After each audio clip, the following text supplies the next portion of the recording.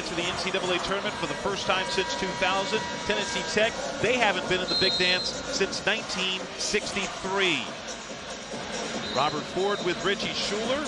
Southeast Missouri State trying to win their 4th game in 4 days, Richie, whereas Tennessee Tech, they were the 2 seed, so they had a bye to the semifinal last night. Isn't that fantastic? SEMO has to maintain the level of energy they've had the previous 3 games. I'd like to see them ride the Chris Harris wave for them, who has averaged 18 points per game over the last 3 days. Tennessee Tech, though, they've rebounded well the last 5 games. That's been a weakness for them throughout the course of the season. They need to keep rebounding well to get past SEMO here tonight. Jerome Bea and Nate Johnson for Tennessee Tech and Southeast Missouri State, respectively, for the opening tip, which is controlled by the Red Hawks in the red. Tennessee Tech in the white uniforms. You're going to see SEMO, they like to spread the floor. Both these teams love to spread the floor. They love to attack. And you're going to see both these squads chuck up a lot of three-point shots. They've both taken over 800 threes on the season. Good job, Johnson. Good find underneath. Got the mismatch against Brett Thompson, and Nate Johnson breaks the seal in this one. See the Tennessee Tech starting 5. Jerome Bea moving into the starting lineup has been a big key to their success of late, as Harvey unable to hit from mid-range.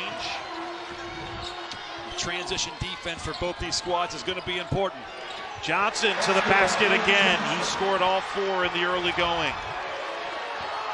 One change for Southeast Missouri State in their starting lineup. Israel Barnes, number 0, is getting the start. That's because Aquan Smart, who had started the last 5 games for Southeast Missouri State, he is out tonight with a foot injury. Ty Perry, he'll put up a 3, but unable to hit. And the offensive rebound picked up by Harvey of Tennessee Tech. Seabury, their leading scorer, kicks out to Perry again. He'll try it again, but that one doesn't go, and Johnson clears this time. Well, you're already seeing a difference between these 2 teams right now. SEMO, they like to shoot threes too, but their first 2 shots are inside for Johnson. Tennessee Tech has taken 3 outside shots to start the game. Philip Russell, the second leading scorer in the OVC, gives it off to Branson in the corner. Branson cut off along the baseline, and it hits off his leg out of bounds to the Golden Eagles. So SEMO's got to play it really close here on the defensive end. Almost need to pack it in. You're going to see Tennessee Tech at times in this game go 5 out at times, and they like to spread the floor and look to attack. Thompson around the screen. He was a hero in the second half last night for Tennessee Tech, scoring all 19 in the second half. Russell from the top of the key, got it. And it's a 7-0 start for the Red Hawks. About that, they're doing it with inside play, then the 3-point shot. Tennessee Tech, all outside jumpers right now. No attack to the basket, no screen and rolls, no fast break opportunities or second chance points. Perry trying to get inside, cut off. Seabury, and hand check by Barnes on the perimeter. I'd like to see more of that. Seabury attacking the basket. Just got fouled there. That's great. Seabury's been so good for Tennessee Tech. Brett Thompson, their point guard number 5. 2 players that have been outstanding. They were yesterday so far in this conference tournament. Deontay Wood coming in early in this game, his second straight game after missing 4 games in concussion protocol. So John Pelfrey, Tennessee Tech's head coach, making an early substitution here. Thompson gets it to Wood, who screened for him. 3-pointer left wing, Perry, and he knocks it in. First basket for Tennessee Tech belongs to the 6'2 grad student from Apopka, Florida. They say the 3-point shot's the great equalizer. I did a great job there, Wood, of getting the defense to close in on him and then kicking it out for an open 3. Russell the turnaround. Barnes flies in for the offensive board. Good passing, outside 3, no good. But Johnson puts it up after the miss by Harris. Nate Johnson has 2 free throws coming his way. Johnson is a beast inside. 3.5 rebounds per game he averages. Nobody blocking him out, but how can you? 6'9", 250, uses his body and frame so well with his great positioning. So I get the second chance opportunity there. He's a player you have to find, that big, strong frame. You have to block him out. 2 buckets inside and now an offensive board with free throws. Johnson, a 58% free throw shooter. In his 3rd year in Brad Korn's program. Only played 11 games last year because of a toe injury. Splits the pair. Thompson with the board. 5-point lead for the Red Hawks. Harvey, dangerous 3-point shooter. He comes inside the arc. And a rebounding foul underneath. That's, I believe, going to be on Johnson of the Red Hawks. And indeed it is. That's 1 foul on Johnson. Well, look, Tennessee Tech is getting good looks to the basket, but that's all they've taken. I'll keep saying it. They haven't taken anything but jumpers right now. They've got to find ways to wiggle their way into the paint, see if they can make plays in and around the basket. It's a good pass right there. It's a good look. And Perry with his second 3. Excellent passing. So now when the defense starts closing out a little faster, they're going to have opportunities to drive to the hole. Harris will try it.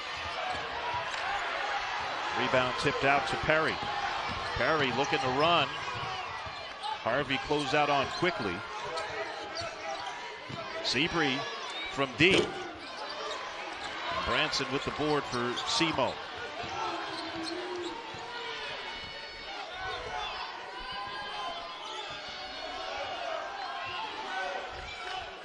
I'd like to welcome those of you who just saw Oklahoma State and Texas Tech on ESPN2. This is the OVC championship game in Evansville, Indiana.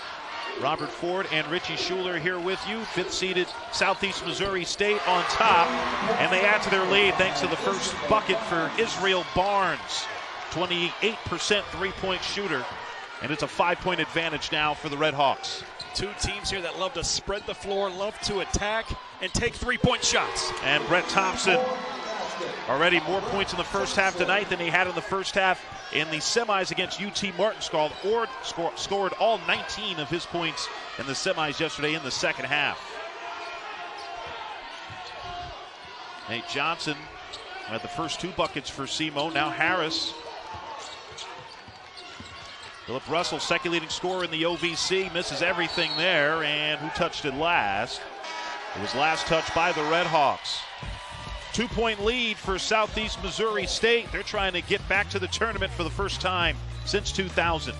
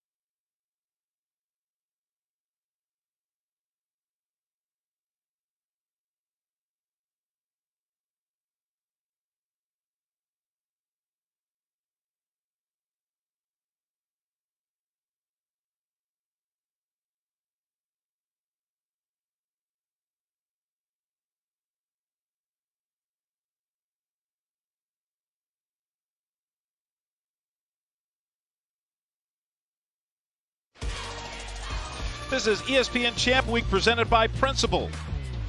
Welcome to the OVC Championship presented by United Fidelity Bank.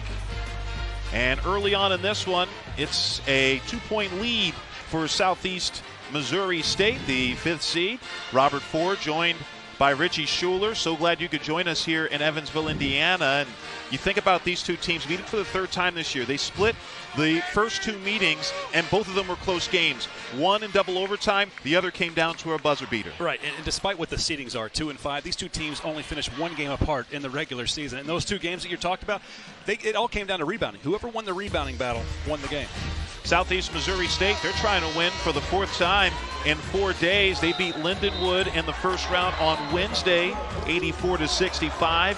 And then they faced the fourth-seeded Tennessee State Tigers in the quarterfinals, and were able to pick up the victory over the Tigers in that contest.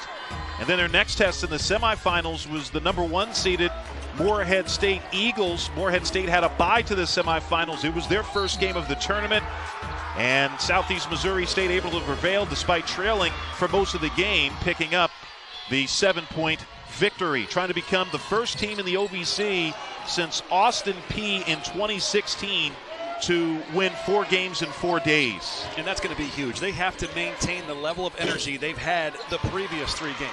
That's huge for this team. Right now, so far, they look fresh as can be. Seabury missing inside. Russell flying down the court, unable to hit.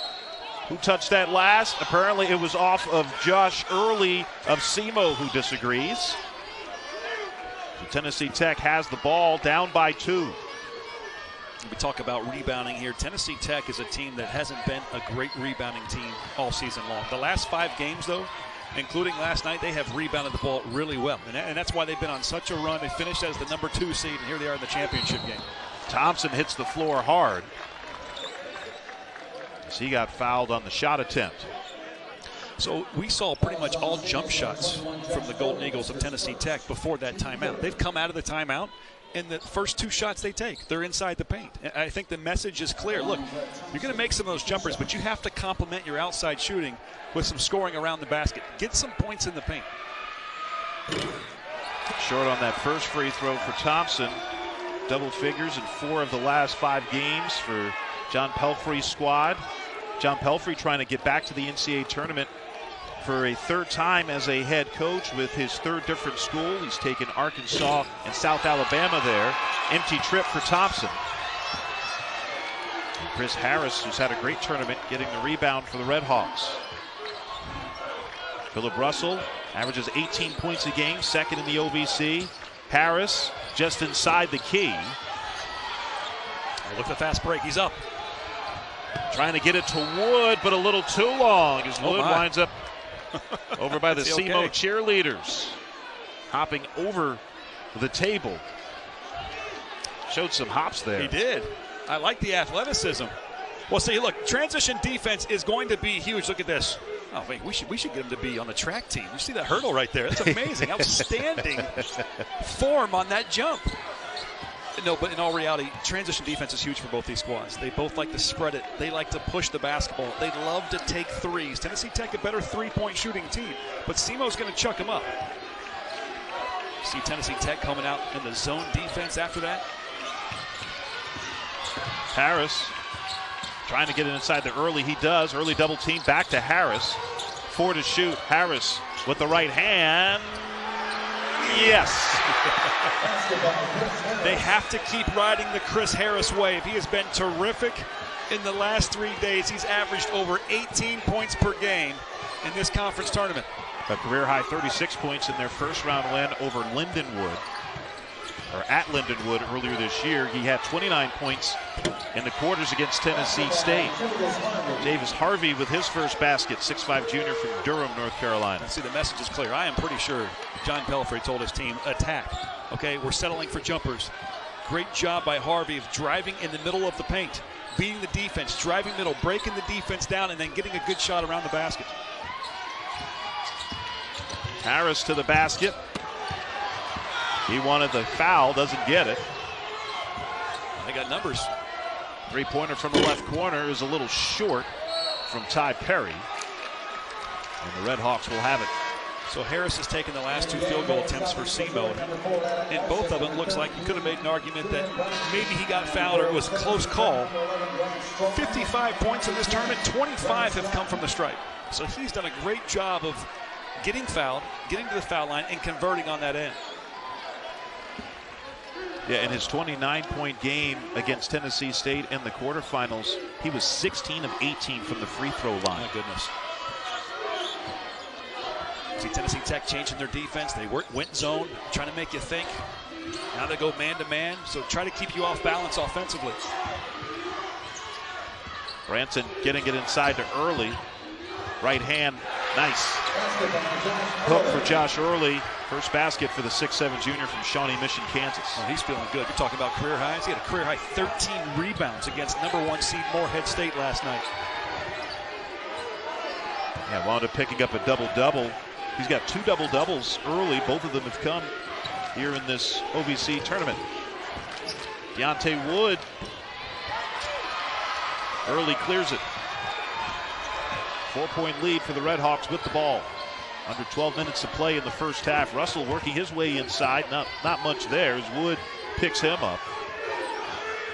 One of the things John Pelfrey likes about Deontay Wood, he can guard 1 through 4 on the floor. Look at the ball movement. Terrific.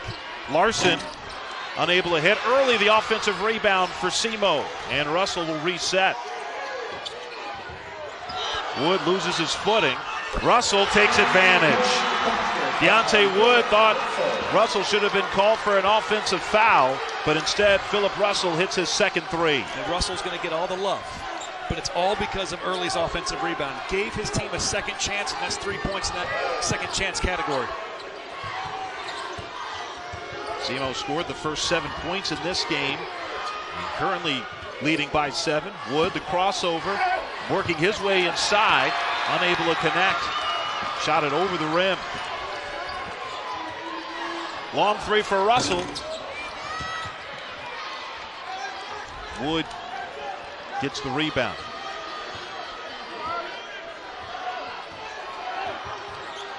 Grant Strong picked up in the backcourt. Ursher all over him. Oh, nice bounce pass by Wood to Harvey, who lays it in with the right hand. Second basket for Javis Harvey. And Harvey has to read that. You read the mail. You read the defense. If the defense gives you a backdoor cut, that's high IQ basketball. Moving off the ball is such a skill that a lot of players don't have. Off the back heel for Evan Ursher. And a whistle underneath. As we have a timeout on the floor. 5-point lead for Southeast Missouri State. ESPN's exclusive presentation of college basketball is presented by United Fidelity Bank. Come see the difference at UnitedFidelity.com.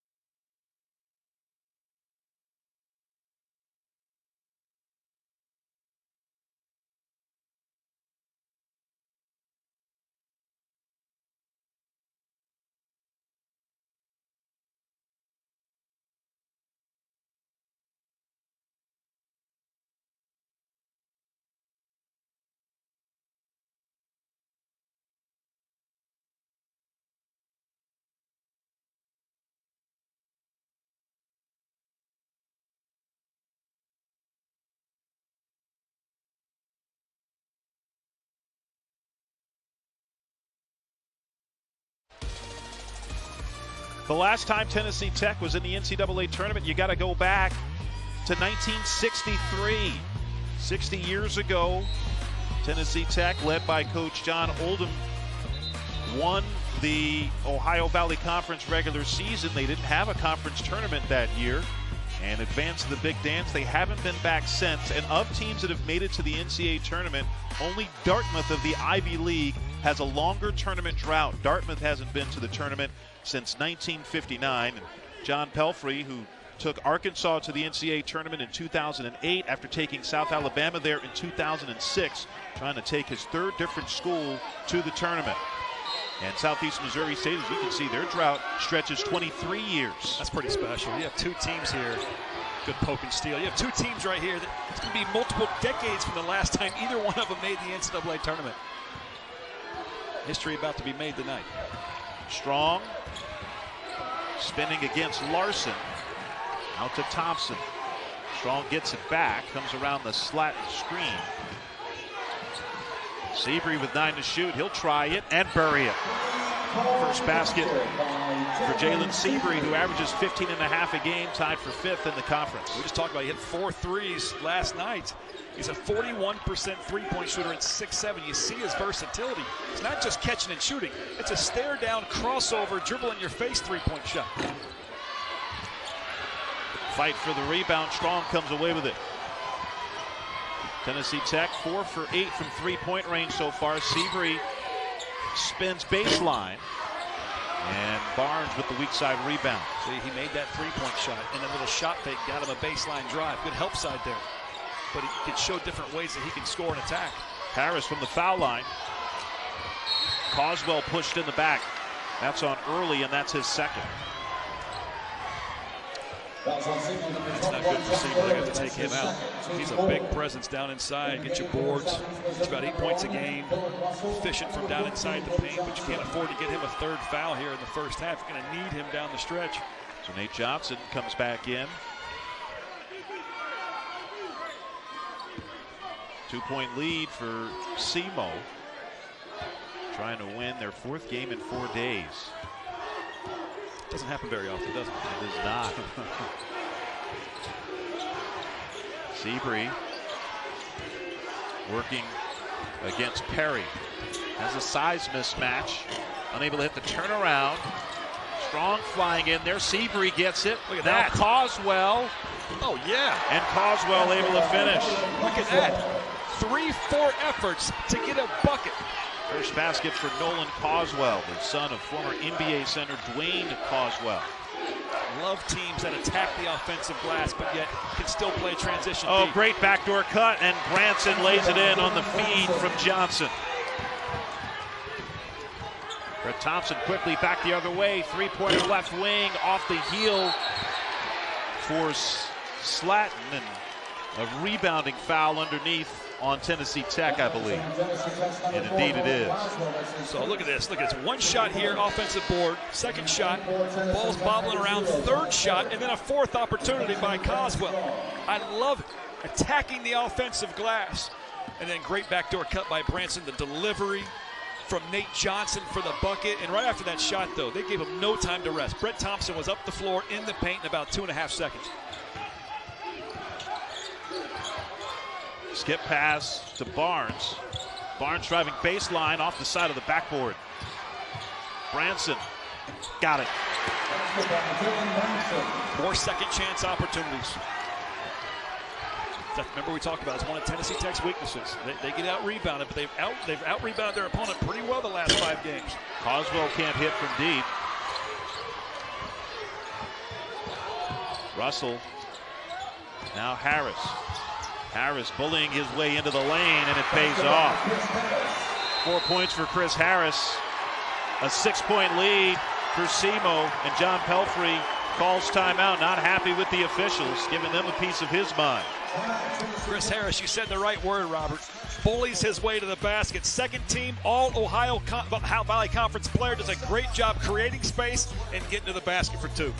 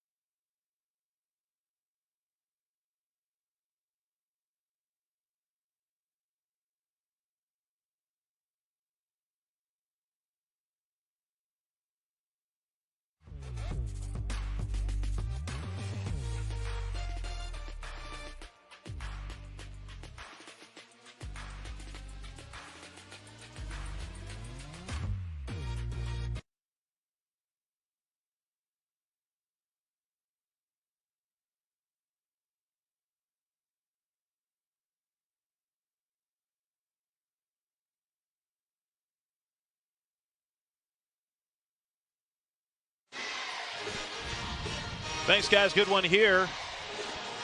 SEMO's gotten off to a hot start, scored the first 7 points in this game. Currently have a 7-point lead. They reviewed the last 3 by Tennessee Tech's Jalen Seabree during the timeout and determined that it was actually a 2. So a point comes off the board for Tennessee Tech. Well, Tennessee Tech's their best offense right now is the 3-point shot. 4 of 10. Only 32% overall, but they're 40% from behind the arc. I like what SEMO's doing. We've talked about it. They're getting in the paint. Half of their points have come from down inside. They've done a great job from attacking it from the get-go. The first 2 buckets were down inside.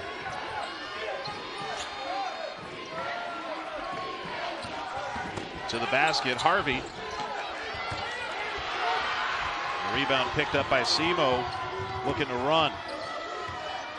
Branson skip pass to Ursher, all alone, unable to connect, and a rebounding foul underneath. That's going to be on Branson. Yeah. On the blockout. He doesn't like the call, not happy with it at all. But SEMO just did what SEMO does. They pushed the basketball, you cut them off, great skip pass. I don't know how he was so wide open for that 3-point shot. 6:50 remaining in the first half.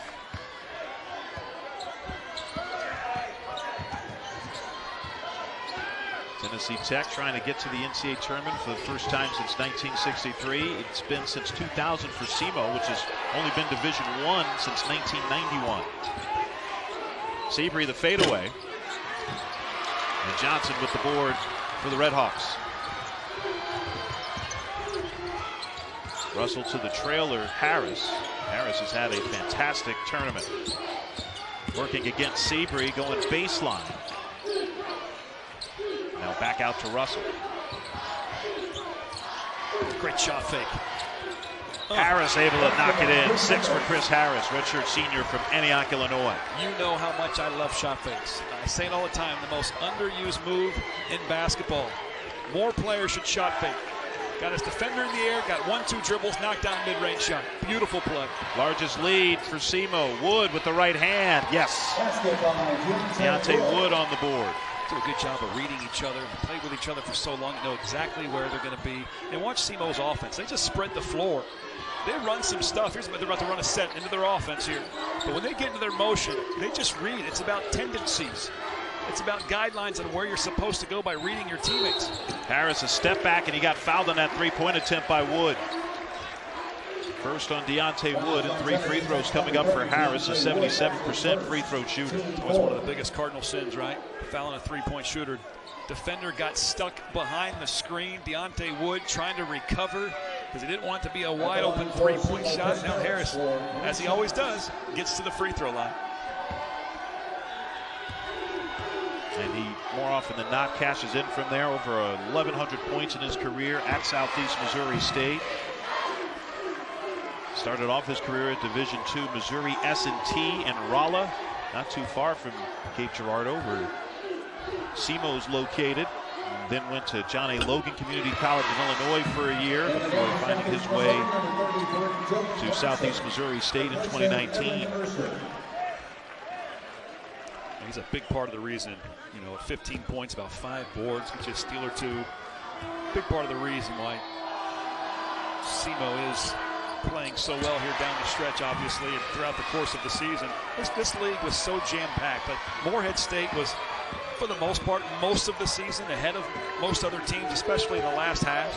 And every other team was just kind of, it was like 5-6 teams that were battling for second and third.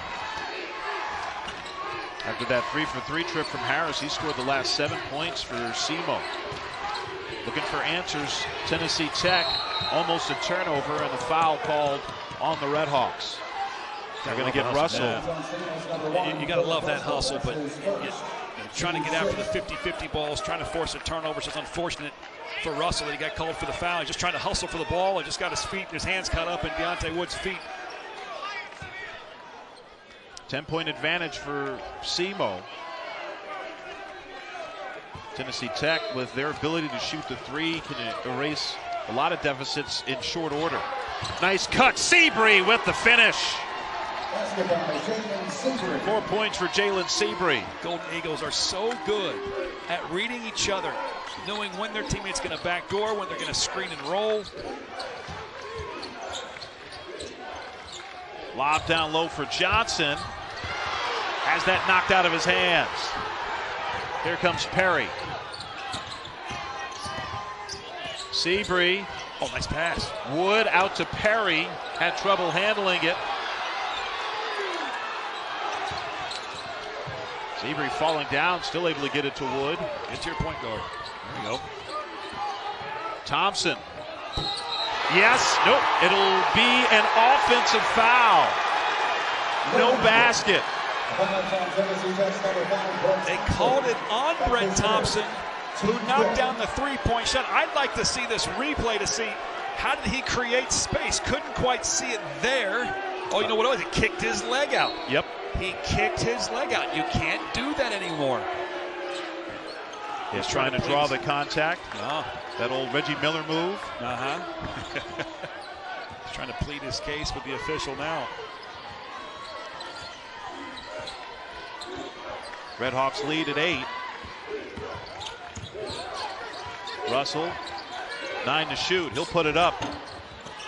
Thompson with the rebound for Tennessee Tech. Looking to push. Thompson to the basket. Yes, and the foul. Unbelievable. That's incredible. He didn't make one mistake turn into two. Got called for it on one end, and then it comes back on the offensive end and says, you know what, I'm not going to shoot the three. I'm going to take it all the way to the basket. Does a great job. Look and break down his teammate, give him the okey-doke, get inside the paint, and get the and one.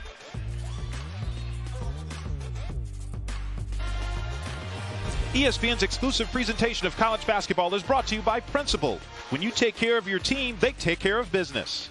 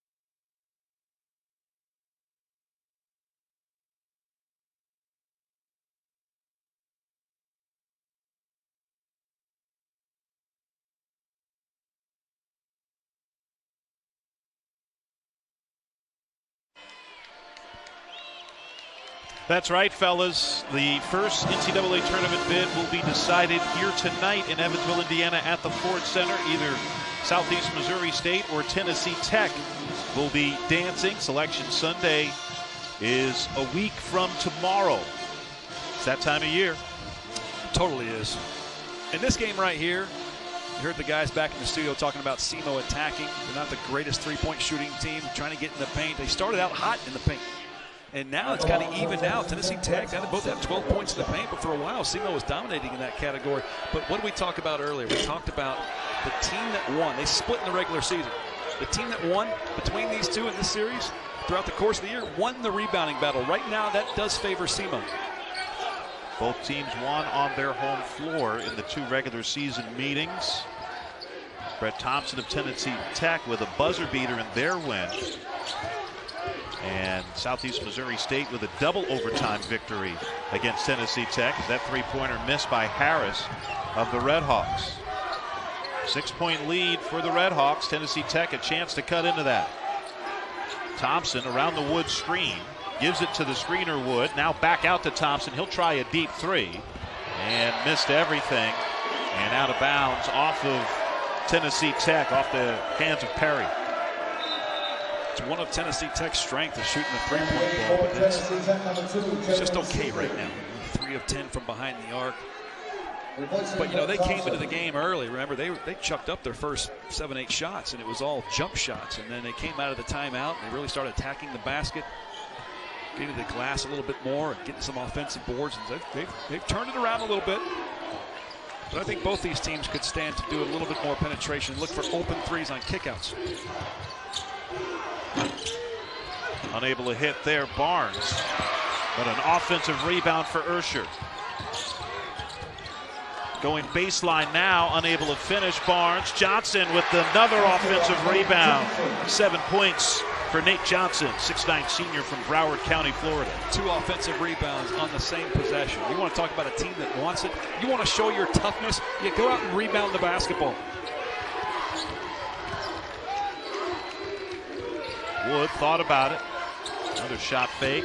Now we'll go to the basket against Johnson and spin it in. See how he shielded his body? Did a good job, a little pump fake. Takes 1-2 dribbles the basket. Used his big, strong frame to shield off the defense so he couldn't get a block shot on that layup.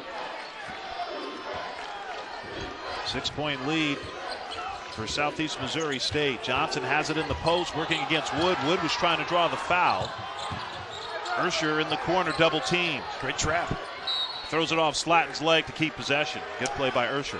And I doubt that's part of the defense. It's just there was an opportune time to trap a player in the corner. You have the sideline as a defender, you have the corner as a defender, and you have 2 defenders as a defender. So you just kind of corner him in, box him in the corner, and make it difficult. 10 to shoot. Johnson loses it, trying to pass out of the double team. Up ahead to Slatton. He gets hit in the head. Misses the layup. Slatton a little shaken up. But gets to his feet, fortunately. Now, Tennessee Tech will take full advantage if they can create offense from defensive plays. Wow, he really did. You were right.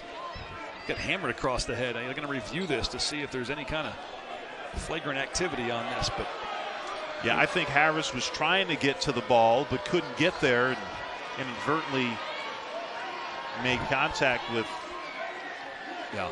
Slatton's face there. But you know, I think it comes down there, Richie, whether the officials feel that was excessive or unnecessary contact. Right. Yeah, when you look at the replay, you know, it doesn't look like there's anything malicious out of that. It looks like he's going for the ball. I would agree with you. Let's see if the officials agree. Steve Divide, Blake Harris looking at the monitor. James Hicks, the 3rd official. What else are you supposed to do? You got to make a play on the ball. What are you supposed to just let them lay it up? What kind of defender would you be if you didn't run down the guy with the ball and try to make a play on the ball? I mean, he's a centimeter away from getting a piece of that basketball. Judging from Brad Korn's reaction, this is going to be a flagrant 1, I believe. And yep, Steve Divide just gave us the word. It is indeed a flagrant 1 on Chris Harris. Well, we were wrong. I guess they're saying it's unnecessary. Not a legitimate play on the ball. I thought he was trying to make a play on the ball, but officials thought differently. So Tennessee Tech will have the ball after these Slatton free throws.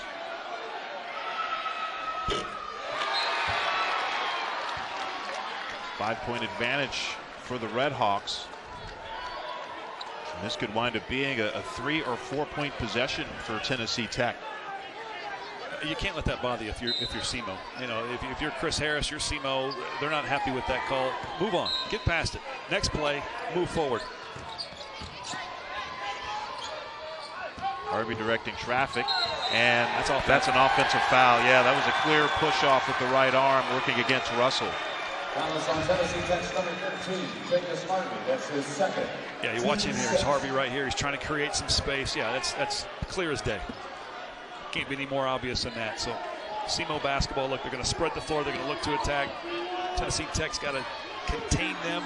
They forced SEMO into some tough outside three-point shots. The problem is they're not doing a great job of blocking out, and SEMO's getting offensive boards. Harris to the basket. Slatton comes away with it. Seabury looking to push, but the Redhawks do a good job of getting back.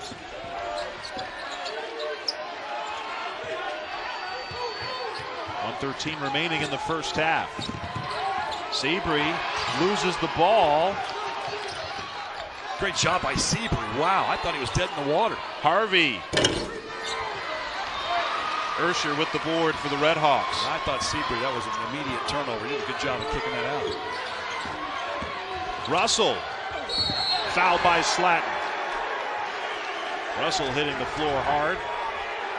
Second on Slatton. The ultimate skill is change of pace and change of direction. Watch Russell. A little hesitation inside and out. And the screen, you know what? The screen by Barnes gave Russell a wide open lane before he got fouled by Slatton on the recovery. Great screen by Barnes. Just really hammered that defender guarding the ball.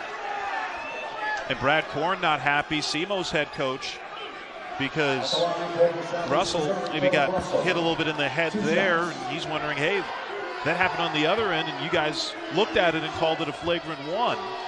But not going to be the case here. Russell knocks in the first. 6 in the conference at 82% from the line, Philip Russell. Now, a lot of times after a made free throw, SEMO likes to go into a zone press just to change it up. I don't think it really is for much pressure. More so just to kind of slow down their opponent and trying to get to their offensive sets. Let's see if they go to it here and make 8 points for Philip Russell to lead all scorers, or one fewer than Harris. Timeout SEMO. They'll talk it over with 52.2 remaining in the first half.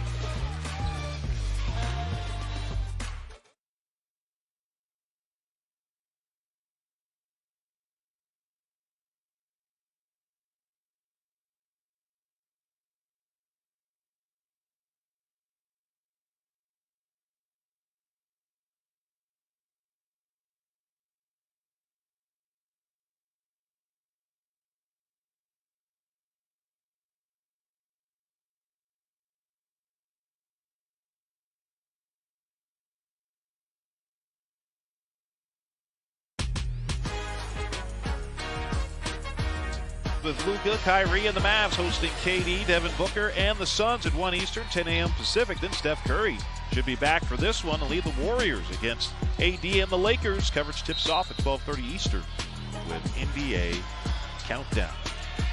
Do you like the new look Mavs? Kyrie Irving? I do. Yeah. I think that's going to mesh together well. Yeah. By season's end, yeah. I mean, if you can't play with Luka, then I feel like that's on you, as talented as he is. Yeah. Blocking foul called on Russell, and that's 2 on Russell. 39.6 remaining in the first half. It's a 1-and-1 opportunity, since that's the 19th foul on SEMO. Well, I think a lot of people right now are thinking, why is Brad Korn keeping Russell in the game? He just got his second foul. Don't let him get his third going into halftime. Well, they're about to go on offense. They want Russell in the game on offense because he is their leading scorer at 18 points per game. So if they have another defensive possession off a dead ball, they'll probably sub him out. But they like to see him, like to have the opportunity to play another offensive possession.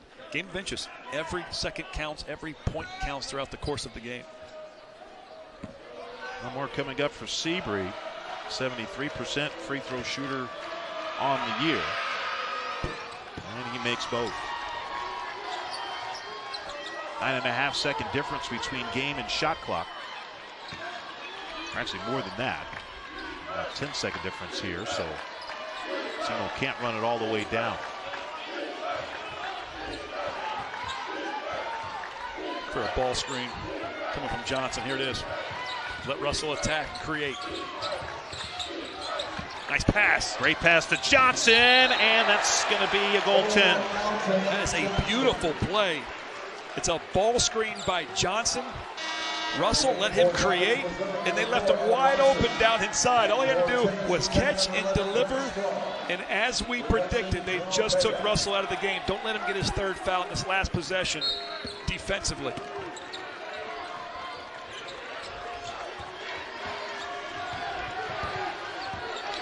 Ten seconds. Seabury off the heel. Strong gets fouled on the rebound, so that'll be a couple of free throws here for Tennessee Tech. That's the 10th team foul on Southeast Missouri State, which commits the 4th most fouls per game of any team in the country. Look, it worked out in favor for Tennessee Tech because they got an offensive board, but I don't understand the shot. You take a deep three-point shot with a hand in your face with 7-8 seconds left in the half. I don't get that. Let the clock run out, because now what have you done? Now you've allowed Simo to substitute back in Branson, but they're also their best scorer, Russell. You've given them 5 seconds to get another bucket. If you hold the ball and dribble it out and take the shot, you know, with 2-3 seconds left, you don't give them a chance to score again. 1 of 2 trip from Strong. 3 seconds remaining. Quickly back the other way. Barnes unable to connect. And it's a 6-point lead for Southeast Missouri State.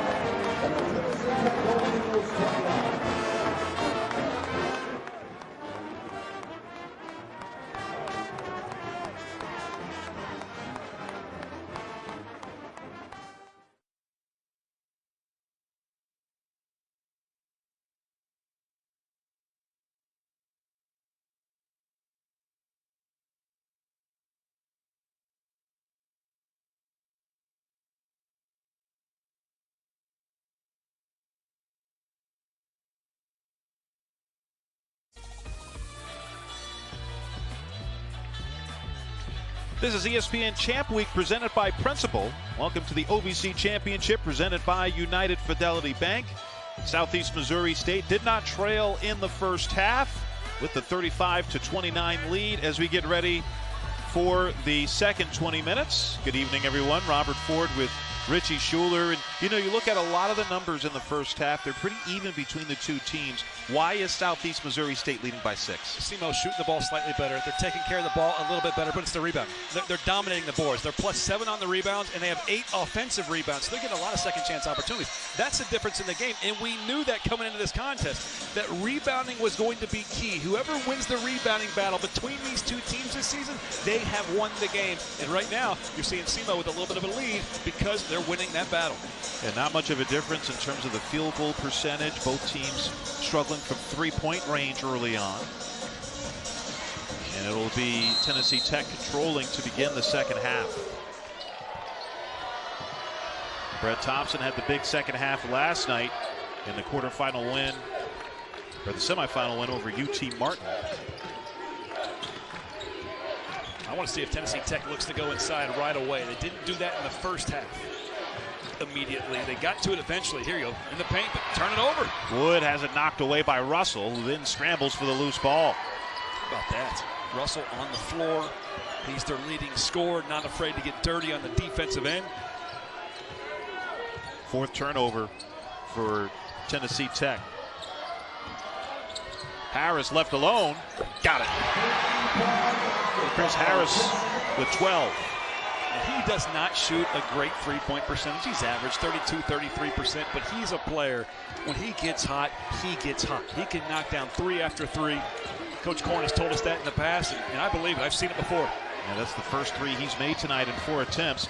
Thompson trying to bounce it down low to Wood, but Russell with his second steal of the half. Great baseline. Barnes lays it in. Flying start for Simo. It's one of the many reasons you push the basketball. You push it, defense isn't set. Barnes catches it, rips it low, drives baseline for the layup, and it forces Tennessee Tech to burn a timeout.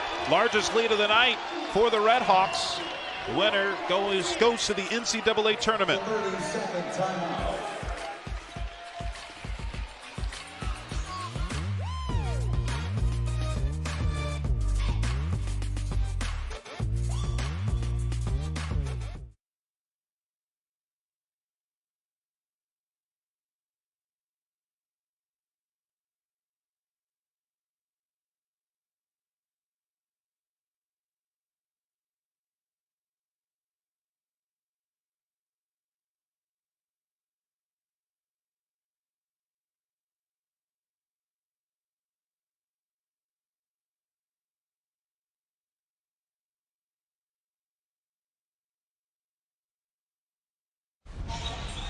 SEMO is red hot to start the second half right away.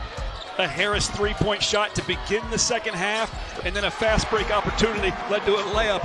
Now Tennessee Tech in a little bit of a scramble trying to catch back up here. Thompson able to lay it in. First points of the second half for the Golden Eagles after they turned it over on each of their first two possessions.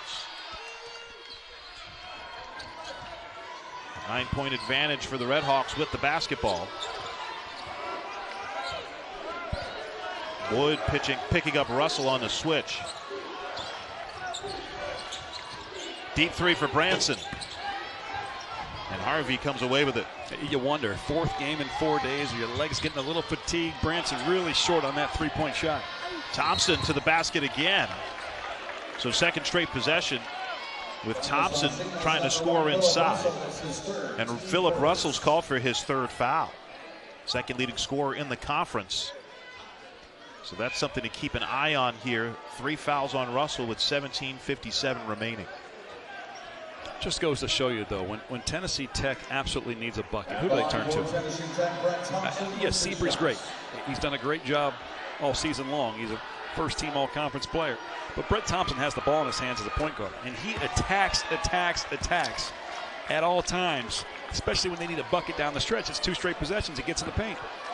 He had the buzzer beater to beat SEMO at Tennessee Tech back on February 4th, hitting a mid-range shot.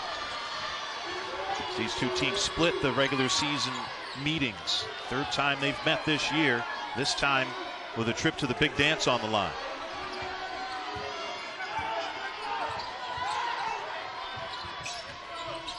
Branson gives it off to Barnes. Harris loses the handle for a moment, 6 to shoot. Back out to Russell. Russell to the basket.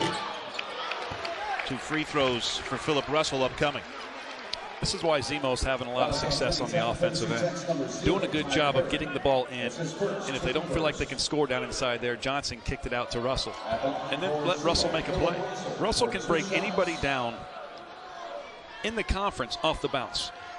He's got great ball moves, he's got great ball control. He gets into the paint. Now it's just a matter of finishing. Here he got fouled, he gets 2 free throws. They're second in the conference in scoring and second in assists as well. It misses the first here. From Vashon High School in St. Louis, walked on at St. Louis University before finding his way to SEMO, which had recruited him out of high school. He actually signed with the previous coach, Coach Rick Ray, decommitted, went to SLU. Came back a year later to play for Brad Korn, and for the job that Brad Korn has done at SEMO, my goodness, I think 7-24 before he got the job. They won 11 games in his first year. They won 14 in the second. And here this season, they're already at 18. Former assistant at Kansas State under Bruce Weber. Thompson. Yes. Who else? Who else? It's Brett Thompson. Just last week, the last week of regular season, he averaged 26 points per game to go along with 3.5 assists. He can fill it up, man. Thompson has all 7 of Tennessee Tech's points this half. Keep feeding him. Handoff now to Branson. Barnes with 6 to shoot, loses the ball on the way up, and Perry fouled him. Second on Perry, picks up 2 quick ones. Here in the early going of the second half, SEMO looking to add to their lead. ESPN's exclusive presentation of college basketball is brought to you by Principal. When you take care of your team, they take care of business.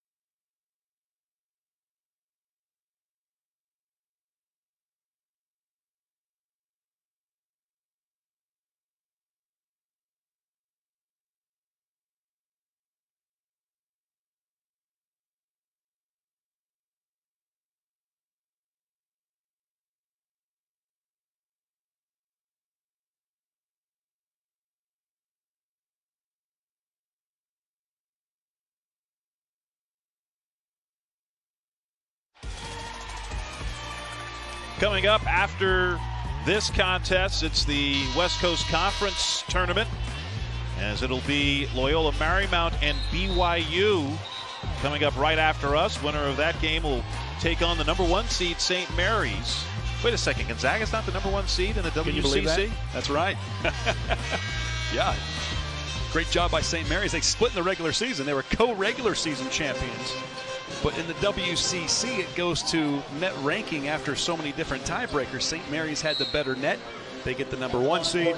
And, you know, we could be in for another Tuesday night fantastic matchup between the Gales and Gonzaga. Barnes missing the first of 2 free throws here out of the break. A 51% free throw shooter. Last year was playing at Newman University, Division II school in Kansas. He's from Wichita. Also spent a couple of years at Weber State.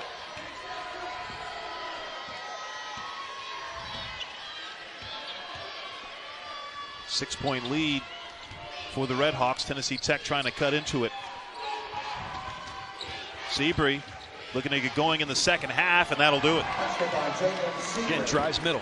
When you drive middle, I believe it breaks down the defense. You don't have a lot of help there. For most defenses, force them towards the baseline. Cut them off there. Your help side's going to come from the opposite side. You go middle, you're pretty much on an island. Barnes, step back just inside the arc, a little short. Perry comes away with it.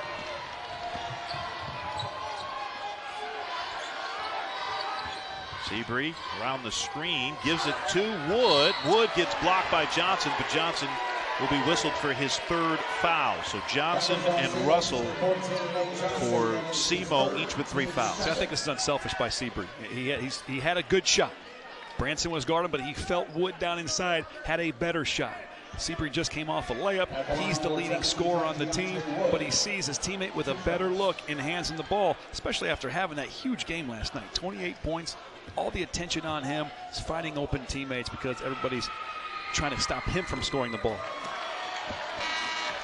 Good to see Deontay Wood back on the floor. Returned yesterday against UT Martin at 9 points and 4 rebounds in 15 minutes after missing the previous 4 games. Suffered a concussion back on February 11th at Tennessee State. Actually had to be carted off, and the game was stopped with 3:04 remaining, which was the time of Wood's injury. Had been in concussion protocol, hadn't practiced much over the last week, but was able to answer the bell last night in the semis for Tennessee Tech. Good pass. Oh. And then a turnover. Looked like some miscommunication there with Harris and Josh Early. You never want a turnover, but that's one of those turnovers you're like, you know what? Everybody's passing the ball. Everybody on that possession touched the basketball for SEMO. They're trying to be unselfish. They're trying to get their teammates involved. I love that. Thompson thought about the step back off to Seabury. Seabury spins. Got it. Jalen Seabury with 10. The most improved player in the Ohio Valley Conference. Less than 5 points per game a season ago at Morehead State. 15.5 points per game in an all-conference slot this season at Tennessee Tech. Started 1 game in his 2 years at Morehead State and has started all but 1 game this year for Tennessee Tech. It was SEMO that knocked out Morehead State last night, the #1 seed. You know, we've seen him make threes. We've seen him drive. Watch a little shimmy, shot fake in the air, turn around, fade away. Coach John Pelfrey was so positive about him as a person. Just he's contagious with his energy. The guy that's always got a smile on his face and laughing, and love those kind of guys. And he's just a straight baller on the court. Under 15 to play. Harris gets fouled. That's what he does. He gets to the foul line. It'll be the first on Seabury. Harris was just inside the arc. So 2 free throws for Harris. It's a great job. He reads the defense again. He caught the ball. He saw his defense was on the top side of the screen, so he goes underneath and challenges Tennessee Tech to use their help side defender. He scored 28 points in this tournament from the free throw line. Incredible. 3 of 3 from the line so far tonight.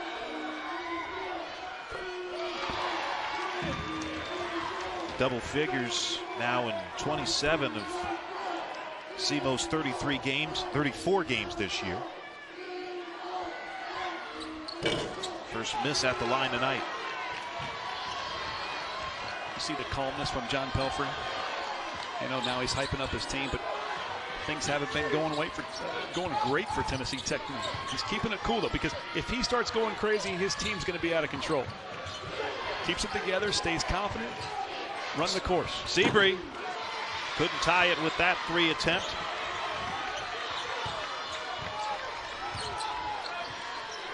Russell. Wood with the help.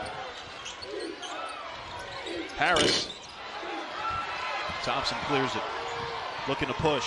Thompson trying to get to the basket. He does, but unable to hit the shot, and maybe fouled in frustration afterwards. Actually, it'll be on Wood, the foul. Second on Wood. But you can see Thompson here, Richie, being the aggressor, particularly since the second half began, trying to get to the basket. I love that. You know, great players make great plays in big-time moments. This is a big-time moment. 14 minutes away from an opportunity to the NCAA tournament. SEMO hasn't been there since 2000. Tennessee Tech hasn't been there since 1963. And an offensive foul on Russell. I think we're getting the same foul that we saw earlier with the leg being kicked out there. Let's see. Did he make contact? Kicks his leg out, makes contact. The official, James Hicks, came to us and explained it to us at halftime. He made it very clear. The way it's defined is if you kick the leg out and make contact, it's considered a player control foul. We've seen that twice now. Yeah, Brett Thompson called for that for Tennessee Tech, and that's 4 fouls for Philip Russell. That's why he's on the bench. Wood with the left hand. Key sequence here for Tennessee Tech. With Russell on the bench, can they take advantage? Right now down by 1. Tennessee Tech has not led in this game. Larson looking to get rid of it. Branson stopping in the lane, and that looked like a tie-up. Yep. It's going to stay here, though. 13 on the shot clock.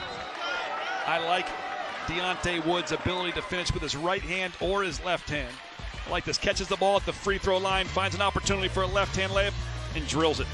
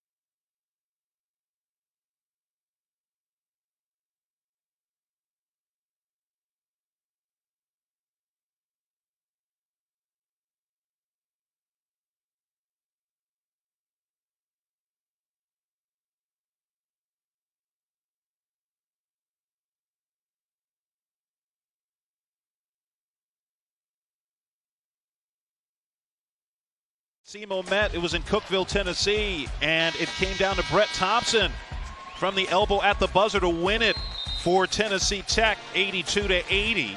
That was back on February 4th. It was SEMO that picked up the win at SEMO back on January 21st, and that was a double overtime game that SEMO won 84-77. So each of the first two games these two teams played this year came down to the very end, and this one very well might as well. 13:25 to play with a 1-point lead for SEMO. Both those games had big comebacks too. Tennessee Tech was down 11 before they made that bucket and came back and won the game. On the other side, though, SEMO was up by 22 against Tennessee Tech when they won in double overtime. In this one, SEMO scored the first 7 points. Tennessee Tech has not led. The only time they've even been tied was when it was 0-0 to start. Well, SEMO had 8 offensive rebounds in the first half. They have had none so far here in the second. That's been a big part of the difference. Tennessee Tech doing a better job of blocking out, doing a better job of controlling the boards in the defensive end, an area of weakness for them all season long. And here in the second half, when it really, really counts, starting to see it be much improved there. Adam Larson called for the foul away from the ball for the Red Hawks.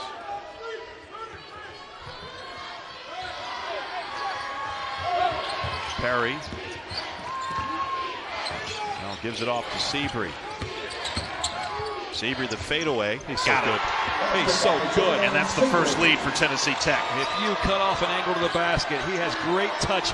4 feet from the basket, 10 feet from the basket, or from downtown. Harris to the bucket. No good with the shot, but a blocking foul. I believe they'll get Seabury for that one. And that's going to be 2 on Seabury. I just love Seabury. Look where he's at. He catches the ball. It looks like he's got a surefire path to the basket. Sees a big man defender there. He says, nah, I'm just going to fade away here about 5 feet out.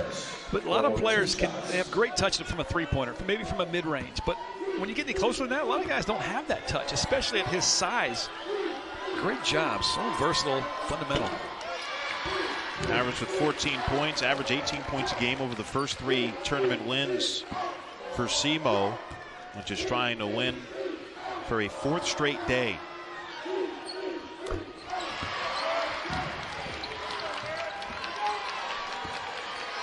Back to a 1-point lead for the Red Hawks.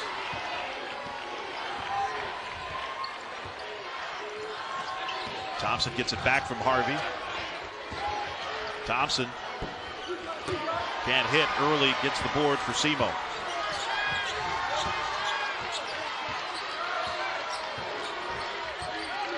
Mentioned 4th game in 4 days for SEMO. 2nd game for Tennessee Tech, which had to bye to the semifinal round yesterday. And a blocking foul called on Thompson. He was trying to slide in there. Thompson, it looked like, to draw the offensive foul, but didn't get there quickly enough. That's exactly right. Watch number 5, Thompson on defense. Slid in there, yeah. Good call by the official. And you tell me, is it better to have that double bye and then go straight to the semifinals, or to get on a hot streak, winning 3 straight now and you're in your 4th day in the same arena? Now, you've played here 4 times. Tennessee Tech's only played here twice. Which one's better? In a league that was so log jammed, these guys were only 1 game apart in their win-loss record. They're not much different. But SEMO has more practice in this gym, 2 more games actually. Harris bottled up underneath, doesn't matter. He's a bully. He is putting work down inside. He gets fouled on the outside with free throws all the time. But if you let him go body for body, his strength will outmuscle you. 17 points for Harris. That leads all scores. Good ball movement. Seabury, open 3. Oh.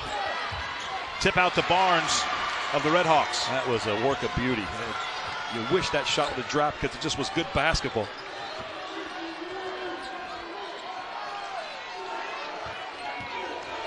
Branson comes around the double screen. Now gives it to Harris. Harris has scored the last 5 for SEMO. 8 to shoot. Harris to the basket. Seabury may have had something to do with that as Harvey gets it. Thompson in transition. And early quickly up court to Harris. Harris, the Euro step inside, gives it off to Larson. And a foul underneath. You know, in Tennessee Tech's, Javis Harvey was guarding Harris when he did that Euro step. He missed the shot. Harvey thought he took a player control foul. Instead, Larson gets the basketball and he gets fouled instead. And Richie, that's 3 now on Thompson of Tennessee Tech. I think maybe you give him a blow here, but he's not going to come out for long if he does come out. He'll take a seat as Grant Strong comes back. It's not going to be for long. Still got 2 fouls to give, 11 minutes to go. Most of the time, players foul when they're tired. And when a player's fatigued and you can visually see that they're tired, you know, when you get physically tired, you get mentally tired. You make silly errors. 6-0 run for SEMO, responding to Tech, briefly having that 1-point lead. Back up to a 5-point bulge for the Red Hawks. Larson cutting off Harvey baseline. He'll try it again. Harvey spinning, got it. Good patience by Javis Harvey. Yeah, he missed a few games of injury this year, but he's come back in full force. He's a terrific 3-point shooter, about 44%. You see, versatile enough where he can score around the basket too. Started the last 21 games for the Golden Eagles. Barnes got it to go with the right hand. Got ourselves a ball game, man. This is going to be a great finish, I think. Let's see how Tennessee Tech responds here. Harvey gives it to Wood on the screen and roll, and he slams it home. Beautiful play. Well, Harvey threaded the needle with that pass. That was gorgeous and led Wood to the basket with the pass. 3-point advantage for the Red Hawks with the basketball. Barnes, he's going to try and make it 6, and he does. Just a stare down 3. You're not going to put your hand up on me? Okay, I'll shoot it. 11 for Barnes, getting the start tonight with Aquan Smith out with the foot injury for SEMO. And John Pelfrey wants to talk things over. Look at this pass from Harvey. Put that ball on a silver platter right where it was needed for the slam home for Deontay Wood. And then on the other end, you're not respecting me. Get your hand up there. Barnes with a three-point shot from the top of the key.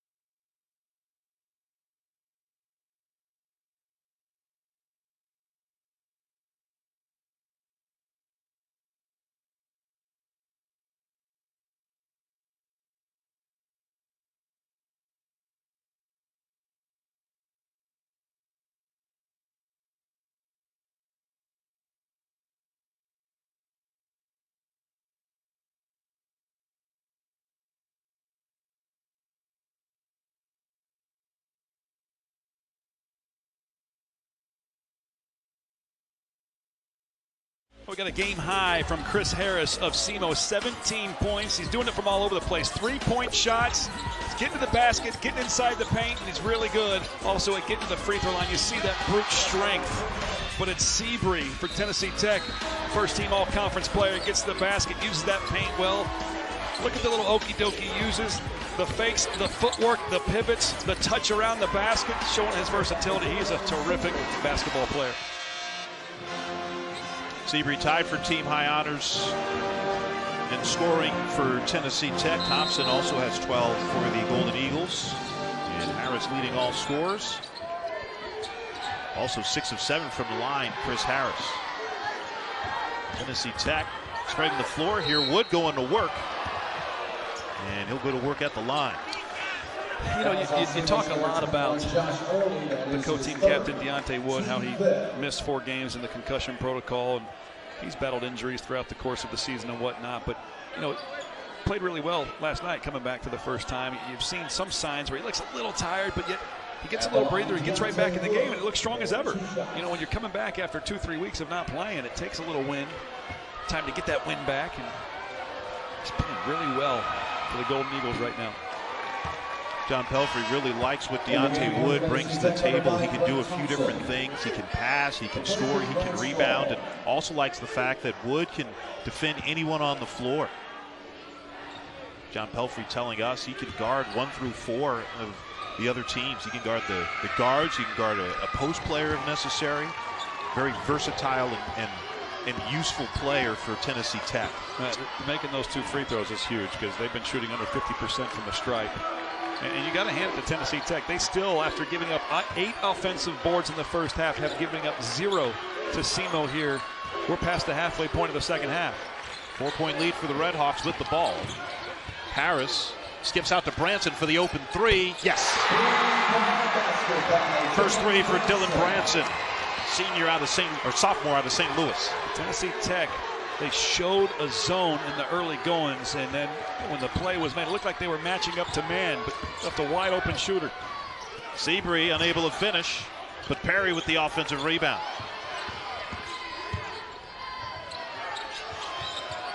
Wood trying to get it inside to Seabury. Wood will get inside himself, and that pays off. He's looking really, really good. That's 2 possessions in a row where Wood has dribbled left into the middle of the paint, breaking down the defense. 12 points for Wood. That ties his season high.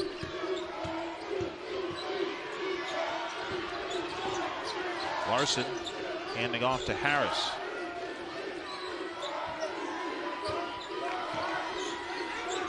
Branson fakes the shot. 7 to shoot. Branson loses it as Thompson came over on the double team. Larson, the shot clock expiring, couldn't hit. Good job walking the tightrope by Perry after getting that rebound, making sure he stayed in bounds.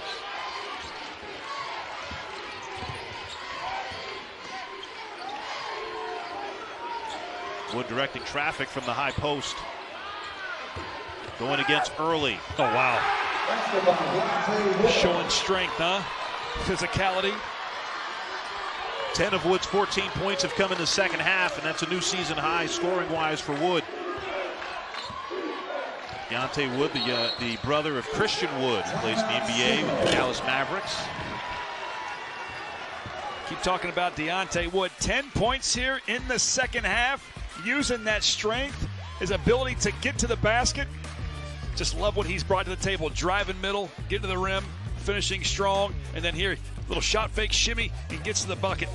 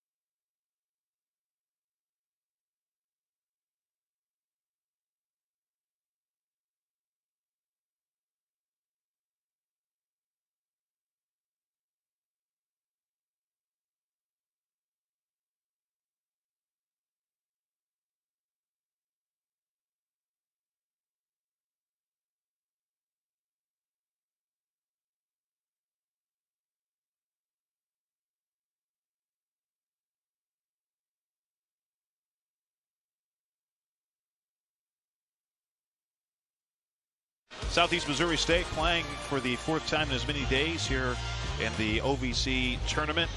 And you see the minutes there for Philip Russell and Chris Harris, the top 2 scorers, and 2 of the top scorers in the OVC. So they've basically been on the floor pretty much the entirety of these 4 days, Richie. You know, when I was little, my mom used to make me great peanut butter and jelly sandwiches. You know, good together. Oh, better together, good apart. What's the quote? How does it go? You've heard it. What I want to know is... They're good apart, but they're better together. That's what I'm trying to say. You got it. Great peanut butter and jelly sandwiches, though. I want to know whether you go crunchy peanut butter or creamy peanut butter. I'm down with either. Crunchy's like a surprise. First time I ate a peanut butter and jelly sandwich with crunchy peanut butter, I said, why is there rocks in this? I was like 4 years old. Good touch pass underneath from Johnson, but Branson gets blocked. He thought that should have been a goaltend. Pelfrey, or Korn, is incensed on the sideline. I believe that was Seabury who got his hand on it. Harvey, offensive foul. That's 3 on Harvey. Let's take another look at the possible goaltend on the other end. Let's take a good look at this right here. I think he pinned it against the glass. I agree. I think that's a good no call by the official. I will say, though, Tennessee Tech here in the second half, they just got called for a player control foul, right? They're really trying to get the ball in the lane. They're trying to push it towards the basket. They have 28 points in the paint, 14 of them here in the second half. Deontay Wood, a huge reason for that. Branson, the lob pass to Harris. Open three, Barnes. Off the heel, weak side rebound for Perry. Quickly back up the floor come the Golden Eagles. Nice bounce pass to Wood. Reverse layup, can't finish. Seabury, the tip doesn't go. And a foul on the rebound. Wood and Johnson get tangled up, but all's well that ends well. I don't think there's anything Tennessee Tech needs to do to change offensively. They are attacking the rim in all which ways, with passes, with drives, and also getting second chance opportunities. Seabury gets fouled on the offensive rebound. They're doing everything they need to do. Attack the rim, dominate the paint on both ends of the floor. It's what you got to do to win basketball games. Fourth foul on Johnson.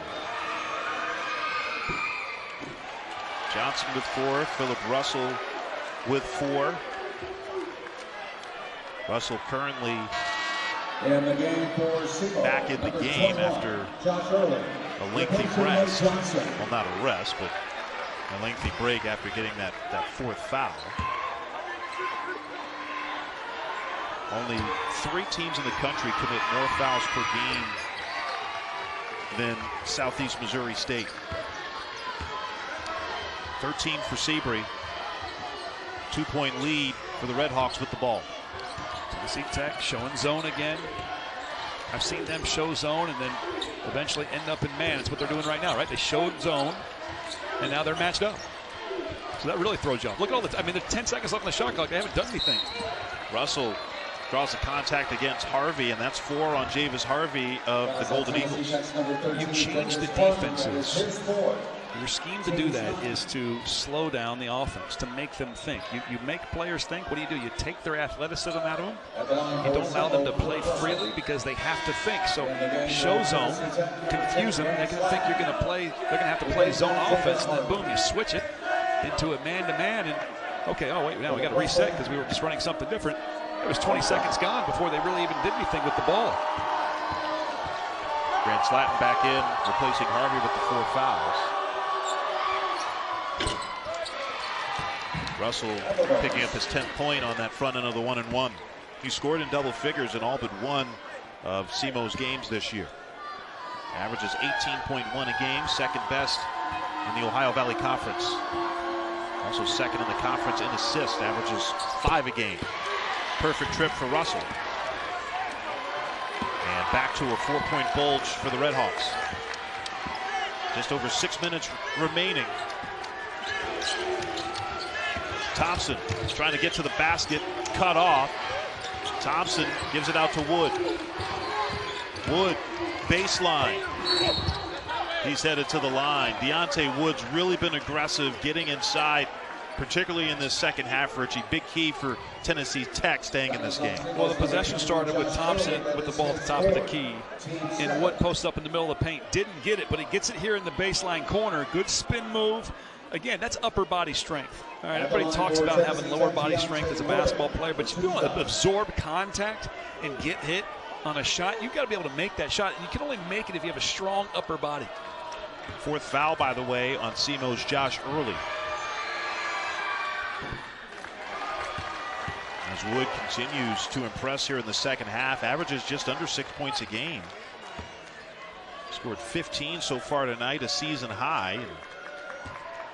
11 of those 15 have come in the second half. Make it 12 of 16 in the second half. 2-point lead for Southeast Missouri State. It's been 23 years for SEMO and 60 years for Tennessee Tech since their last NCAA tournament appearances. One of these teams is breaking that drought tonight.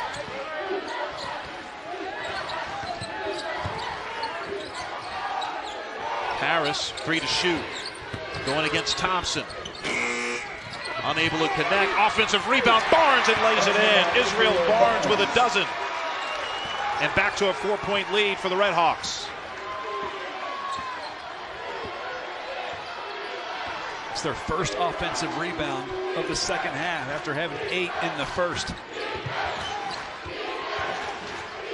Thompson guarded by Barnes. Thompson almost traveled with it. Long three. Perry, yes! 9 points on 3 triples for Ty Perry. And that's really impressive, too. Most players who hesitate to shoot the three don't make it. He hesitated. What am I going to do? Am I going to shoot this? And then drilled it. Golden Eagles 5 of 16 from 3 tonight. Russell out to Harris. Harris pulling his way to the basket, can't finish. The tip doesn't go by Barnes, but another opportunity for Branson, and he flexes as he finishes. This is why SEMO got a lead in the first half. There are 8 offensive rebounds and second chance opportunities. Tennessee Tech gave them 0 offensive rebounds until the last 2 possessions. Now they've gotten 3 offensive boards in this half. Look, they don't give up. It's the 3rd and 4th efforts that get you buckets around the basket. Feels like a really key moment in this game here at the 4:31 mark. Branson with a chance to make it a 4-point lead, and he does. 10 points for Branson, his 9th double-figure game scoring this year. Harvey back in with the 4 fouls for Tennessee Tech. Philip Russell, Nate Johnson, and Josh Burley all with 4 fouls for Southeast Missouri State. Thompson gets rejected by Barnes. Russell trying to get it on the run out, but the pass a little too long, and Perry steals it for Tennessee Tech. Look inside, trying to get the ball inside the Wood. Let him go head to head. Wood against Branson. Wood has a chance to cut into the SEMO lead at the line. It's so hard to play post defense. You're on an island down there by yourself. Unless you have a perimeter defender on your team helping you out, it's one-on-one. Look at this block shot. This is beautiful. Sets up the break. Turnover for SEMO, though. Tennessee Tech comes right back. They stub their toe, but they don't break their toe. I like that. You learned something new, didn't you? You know now that I like peanut butter and jelly with rocks in it. Crunchy peanut butter and jelly. And now you like my phrase, stub your toe, but don't break your toe. Well, both of them hurt. One's much better than the other. What, eating crunchy peanut butter and jelly hurts? I'm talking about the toe. Okay. Yeah. More free throw coming up for Wood, who's 5 of 7 from the line tonight. Having himself a ball game. 18 for Wood. And it's a 2-point lead for the Red Hawks with the basketball. 4 minutes remaining in this OVC tournament final. First automatic bid for the NCAA tournament decided here in Evansville, Indiana. Ursher faked the 3. Now Russell to the basket. Can't finish. Out of bounds, and that'll stay with SEMO with 3:35 remaining and 3 seconds on the shot clock for the Red Hawks, leading by 2.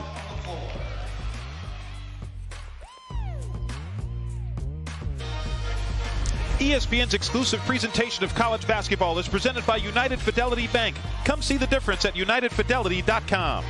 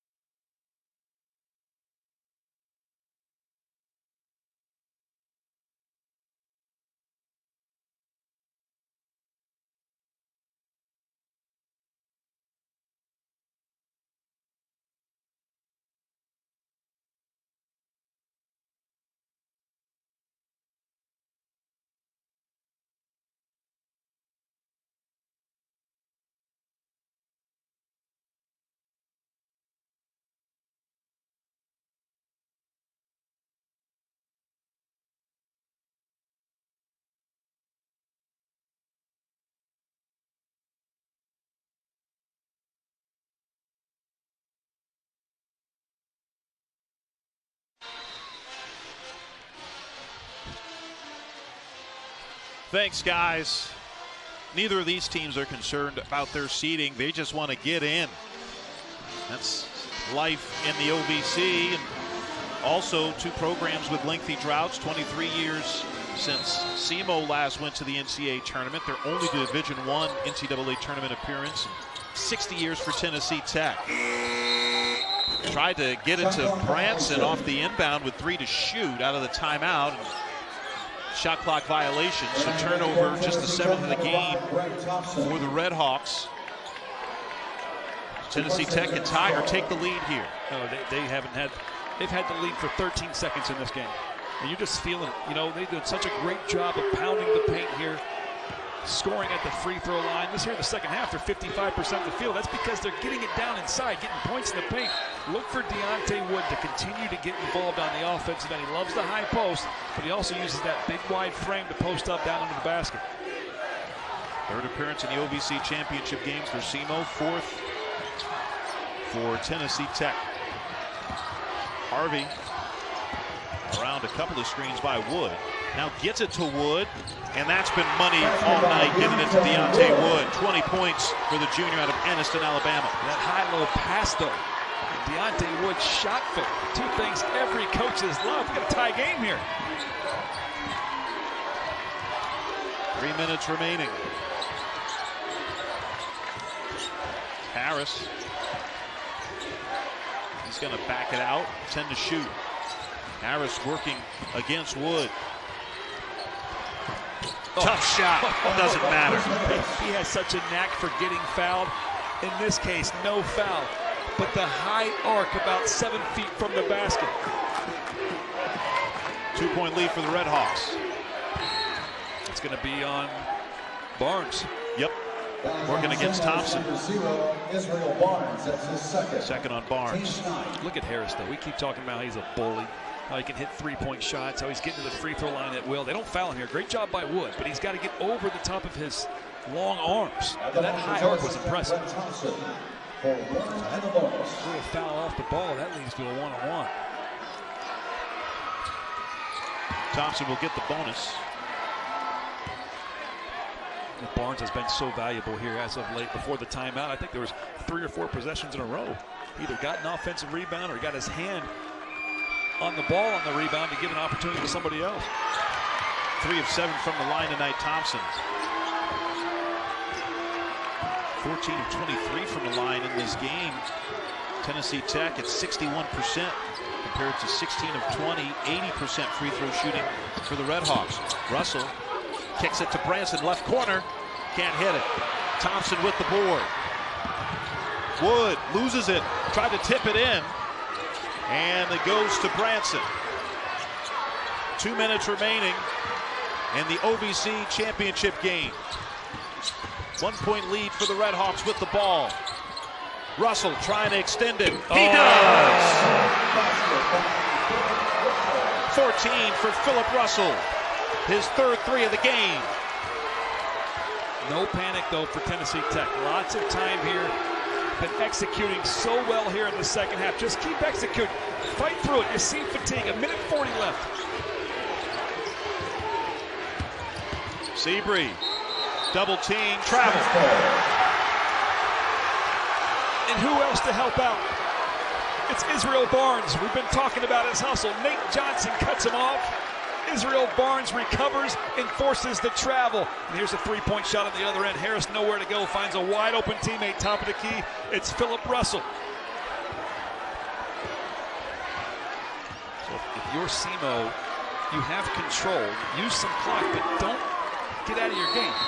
I like what exactly Brad Corn calls the timeout. He has some to use. He calls the timeout and he gets his team refocused. Right now they're not sure, what do we do? Do we have to keep attacking? Do we use clock? Now he's going to get them refocused on what they should do here in the last minute and a half.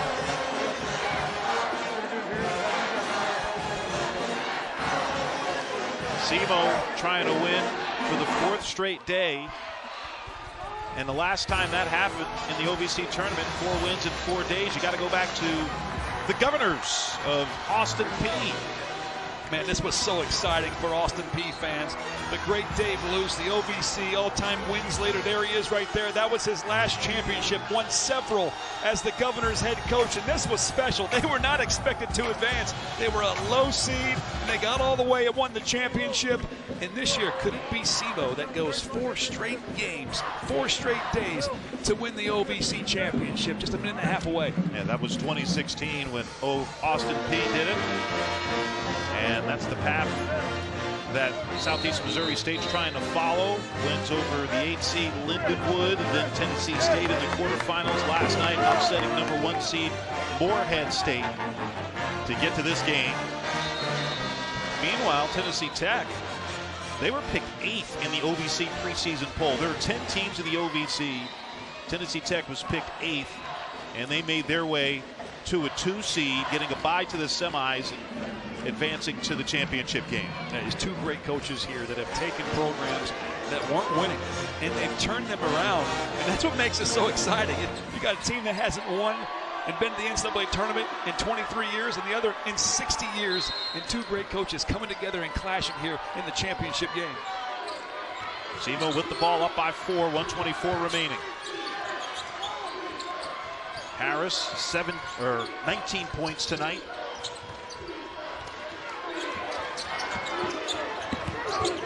Seven to shoot. Gets in the foul. Big bucket for Harris.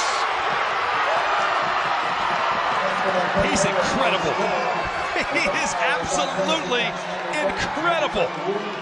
Chris Harris using his ability to shake and bake in the shot fake to get fouled. He has scored 31 points in these 4 games at the stripe, and he's got an opportunity for 2 more right here and extend the lead for the Red Hawks. If SEMO wins it, I think there's no doubt Harris is the MVP of the tournament. I would agree with you. He surpassed his 18 points per game average in this contest already. Now look, Tennessee Tech, we still have time here. You're down 7. You got to make some shots though, and you've got to force some turnovers. Thompson, kick out Harvey. Can he hit it? Yes, he can. Davis Harvey with 9. That's step 1 right there. Now you got to force some turnovers. You got to think about some pressure. You let them run this clock out, you're not going to have much of a chance. Under a minute to play, 4-point lead for the Red Hawks. Double team now on Russell. That's great. Good job. There Russell, it is. Did he get the timeout? They're going to call a jump ball. Fantastic job by Tennessee Tech. They get the ball back. It's exactly what I'm talking about. You score, you pressure on defense, and then you forced a turnover on the jump ball. Great stuff by John Pelfrey's group. I thought Russell was trying to call timeout. Didn't look like he was. You still got to score in a hurry here. Okay, less than 40 seconds, you're down 4. Don't take your time, you got to attack. Harvey trying to attack, and he does. Davis Harvey with the last 5 for the Golden Eagles. Now you got to make a decision here. It's about 2 seconds on the clock between game clock and shot clock. Look, here's another trap. Almost a travel by Harris, and they turn it over. Wow. Russell can't handle the pass, and with 22.1 to play, Tennessee Tech has the ball down by 2. How about Tennessee Tech? 2 straight turnovers after 2 straight buckets. That's incredible. SEMO is going to burn their final timeout. What a change, a turn of events. They were just down 7, and now it's a 2-point game. So things happening quickly. They do. Now look, Tennessee Tech has got all the momentum. They also have the basketball. Okay, I think if you're John Pelfrey, you're telling your players, look, let's keep attacking, man. Get to the paint. We've been doing such a good job of scoring around the basket in this game. You've been getting free throws. You've been getting points in the paint. If you get cut off, hit somebody for an open outside shot. They've been knocking down some threes. They're 2 of 4 here, now 3 of 5, I believe, in the second half. And on the other side, Brad Cohen is just trying to relax his troops. He's trying to calm them down. They just got punched in the mouth, all right? They went from looking like they were going to win this game to now it's a tight contest with just 22 seconds to go. Still got the lead, though. Last meeting between these teams back on February 4th, it was Brett Thompson with the score tied, hitting that elbow shot at the buzzer. And Tennessee Tech had the 2-point win on their home court in Cookeville. SEMO won in double overtime when these teams met and SEMO back on January 21st. So the first two meetings came down to the wire, and this third one is as well.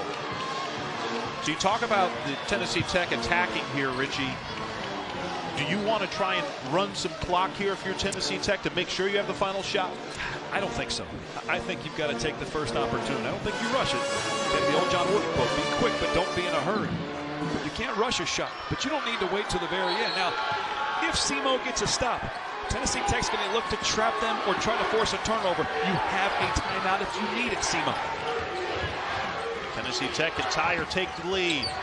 Thompson, open three. 1-point lead for the Golden Eagles. 7 seconds to play. SEMO doesn't have a timeout. Harris can't hit, and he's fouled. Chris Harris has 3 free throws coming his way. Seabury fouled him. 8 straight points by Tennessee Tech. Oh my goodness, look at this driving kick. It's Brett Thompson, who's been a hero in this series this season. And then you've got to collect yourself. Harris so good at shimmying and getting open 3-point shots. He gets fouled on the way down, not on the hand. Seabury stepped on his foot towards his lower leg. Harris 7 of 8 from the line tonight. 3 free throws here. 2.2 remaining.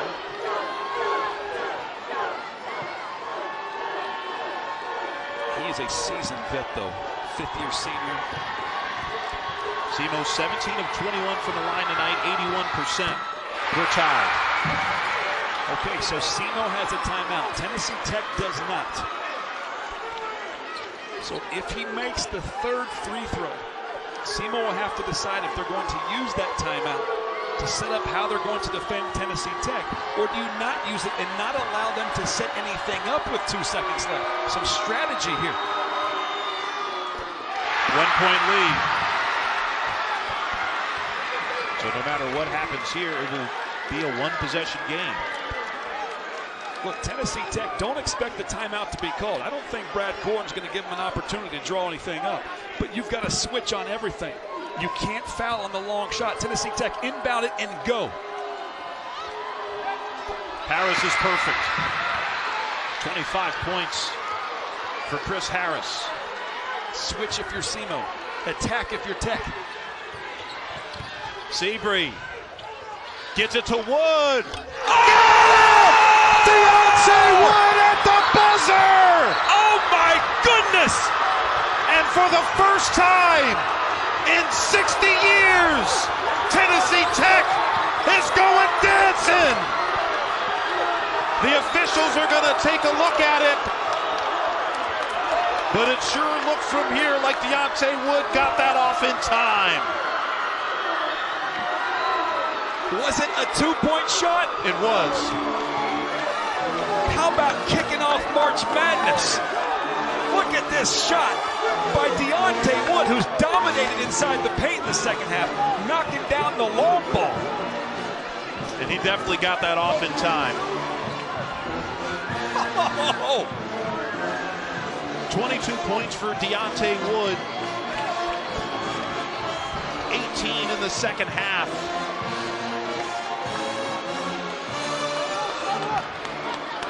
The officials, again, are going to just verify, and they also may put time on the clock here, too.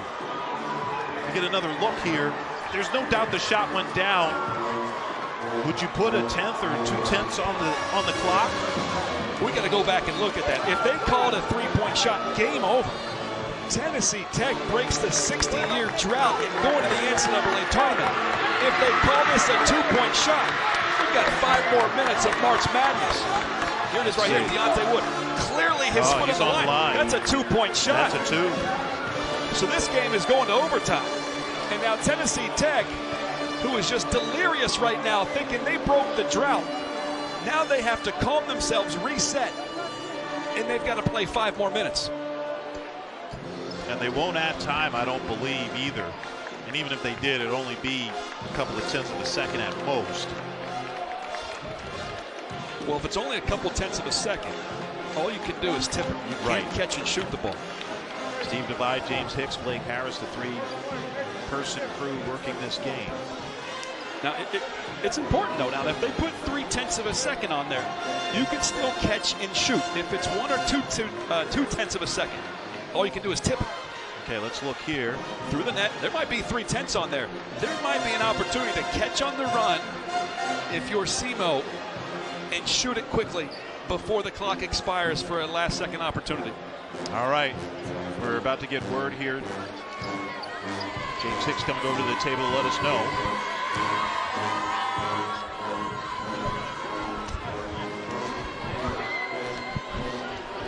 Okay, so James Hicks, official, wants to see our monitor, to see it from the angles that we have, the above the backboard and other angles that we have. You see Woods' right foot on the line. There's little doubt about that.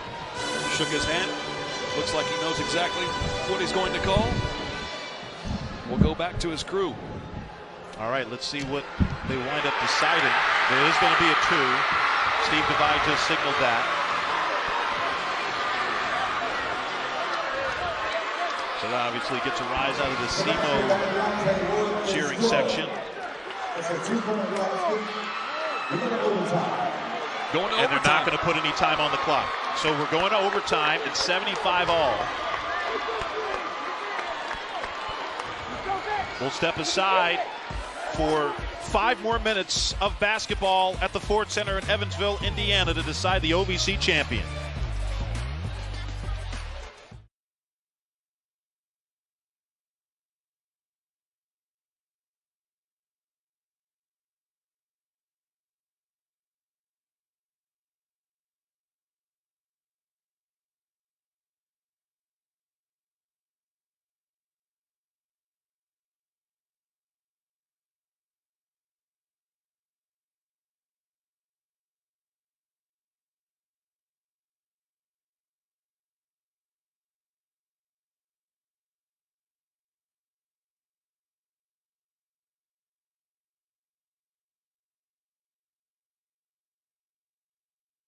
Wood. What? So we'll play 5 more minutes to determine who's going to the NCAA tournament. How about Tennessee Tech was down 7, and they scored 8 straight points before Chris Harris got fouled on that 3, made all 3 of the free throws, and then Deontay Wood hit the 2 at the buzzer. They thought they won. Tennessee Tech thought that the drought was over and they were going dancing. Instead, overtime. So I'm watching the players in white. How are they going to react? They thought they won the game. Now they got to play 5 more minutes. These 2 teams played a double overtime game back on January 21st. That was won by SEMO. Inside to Harris, can't hit, and Seabury comes away with it. We got numbers now, push it. Perry thought about it, instead gets it down low to Seabury. Good pass to Wood, and he draws all sorts of contact. Deontay Wood has been a beast in the second half. What's so remarkable about this game, you're looking at the time with the lead. SEMO, nearly 39 minutes of this game. Tennessee Tech has only had the lead for 21 seconds, and they almost won it on that last second buzzer. So Wood had 4 points at the intermission, now sitting on 22 points for the game. See his free throw numbers. Tennessee Tech on top. Well, an area where SEMO has begun to come alive in the second half as they've been getting offensive rebounds and getting to the free throw line.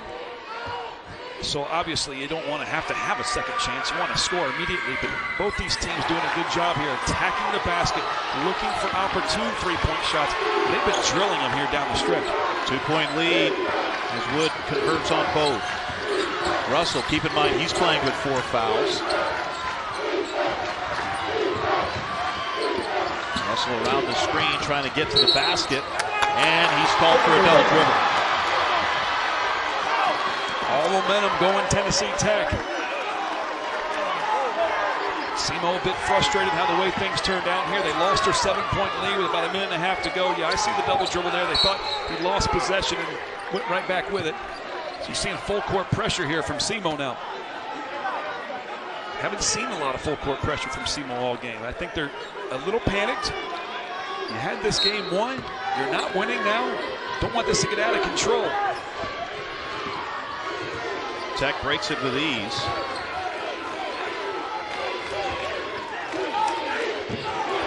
Minutes left in overtime.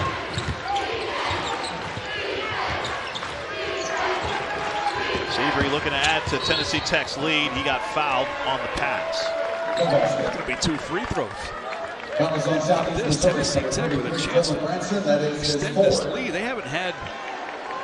This is their largest lead right now at 2 points. Yep. They can be up by 4 here. And that's 4 fouls on Dylan Branson, Nate Johnson, and Philip Russell. 2 other starters, each with 4 fouls. Also Josh Early for SEMO with 4. Javis Harvey with 4 fouls on the Tennessee Tech side. Every time somebody's fouled here out, it's 2 free throws. 2 timeouts for SEMO. Tennessee Tech with 1.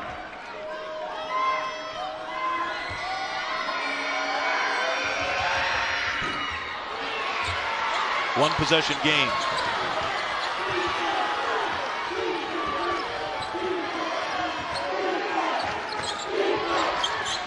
Russell and Seabury fouling, a little aggressive, trying to deny that pass to Harris. Well, it's the wrong guy to foul if you're Tennessee Tech. Harris 10 of 11 from the stripe tonight. 4th foul on Seabury. As the fouls mounting up on both sides to keep players. Both these teams coming into the overtime playing a little bit tight. They were playing so loose in the last few minutes of regulation. Get back to playing the way you're comfortable. Don't be so tight, worrying about every little thing right now. Go out there and play ball. Harris is 11 of 12 from the line. He was 16 of 18 from the line in the quarterfinal win against Tennessee State a couple of days ago.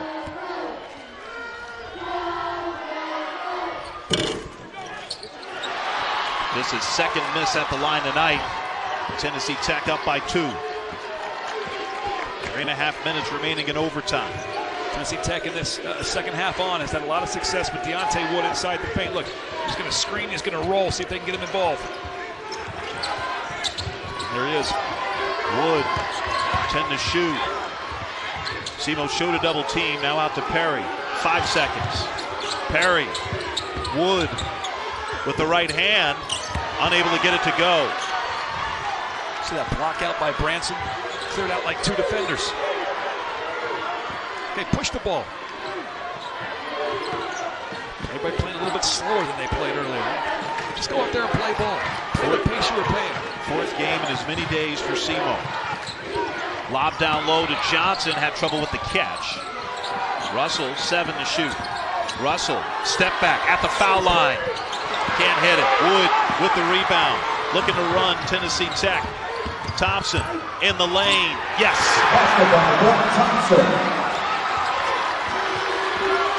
Thompson with 18 and a 4-point lead for Tennessee Tech. Remember, SEMO still has 2 timeouts if they need to burn one at any point here.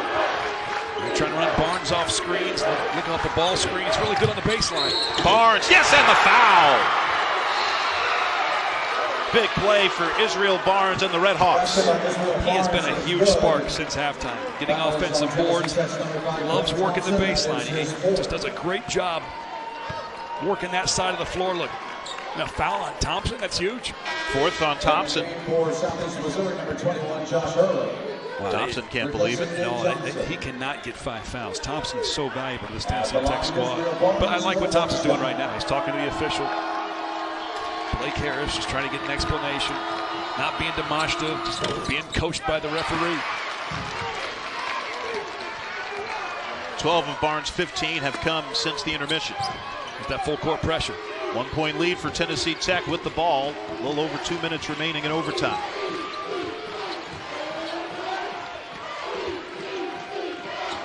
A weave action for Tech. Travel. And a travel on Thompson. Big turnover there. That's the 8th for Tennessee Tech. A little rattled right now. Called for the foul on 1, and that's his 4th. Trying to make a play. steps, got a little excited by the defense. SEMO looked to get back in the driver's seat here.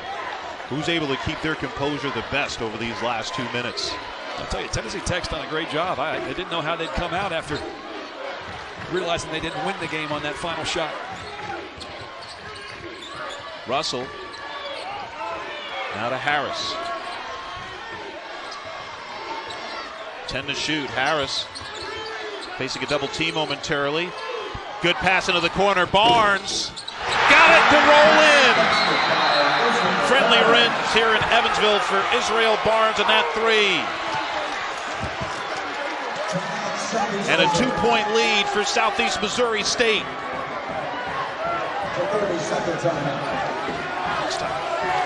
Look at Israel Barnes in the corner. He's great pass, you know, from one side of the floor to the other. The extra pass to Gretzky. It's a sub 30% three-point shooter, but gets the friendly bounce. And after making the three, Brad Corns elects to call the timeout because now it's a different scenario. You're not playing from behind. You have the lead with a minute and a half. And you remember what happened when they had the lead by 7 with a minute and a half to go at the end of regulation. Brad Corn wants to make sure that does not happen again. Expect pressure, especially if you continue to extend the lead. Expect pressure from Tennessee Tech. Where's your pressure releases? How are you going to handle it better this time so you don't turn the ball over and give Tech an opportunity to score on the other end? Southeast Missouri State hasn't been to the NCAA tournament in 23 years. It's been 60 years for Tennessee Tech. Only Dartmouth has a longer NCAA tournament drought than Tech does among teams that have made it to the big dance. Dartmouth hasn't been since 1959. Full court pressure again for SEMO. They'll back out of it after the ball's inbound. Tennessee Tech down by 2 with the ball. Under a minute and a half to play. Harvey crossover, trying to get past Branson, draws the foul. Got fouled, yeah. Branson trying to claim he was straight up. That's 5 on Branson. That's the end of his night. So Branson checks out with 10 points and 8 rebounds. You know, Branson, you know, he did get his hand straight up. I think there was a little contact with his right hand as he was raising his hands. And Branson's just like a brute force down there. And he's got 10 points in this game, 7 boards, 6'5", and just stout and strong. You're going to miss his presence down inside. They bring in Larson, who's taller, longer, but not nearly the strength. Very, very thin. So Harvey 2 free throws. Both teams shooting the double bonus the rest of the way. Can tie it if he makes both. First free throw attempts for Harvey tonight, who's a 74% free throw shooter on the year.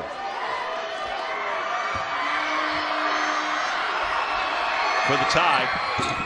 Got it. A baker's dozen for Harvey.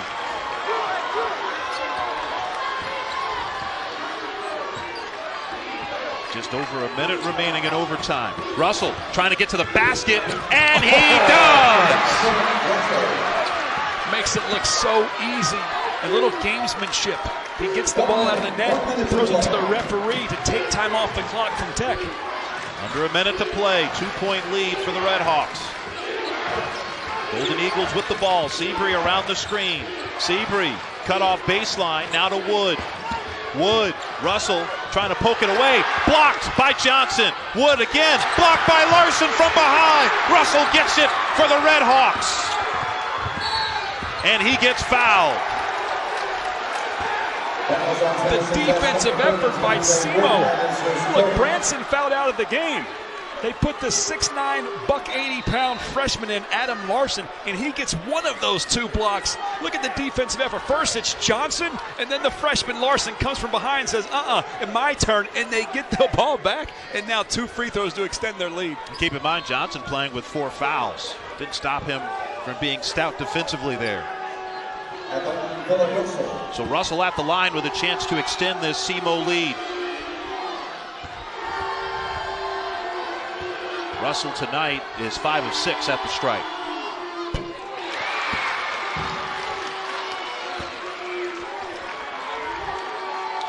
One more to match his season average of 18 a game.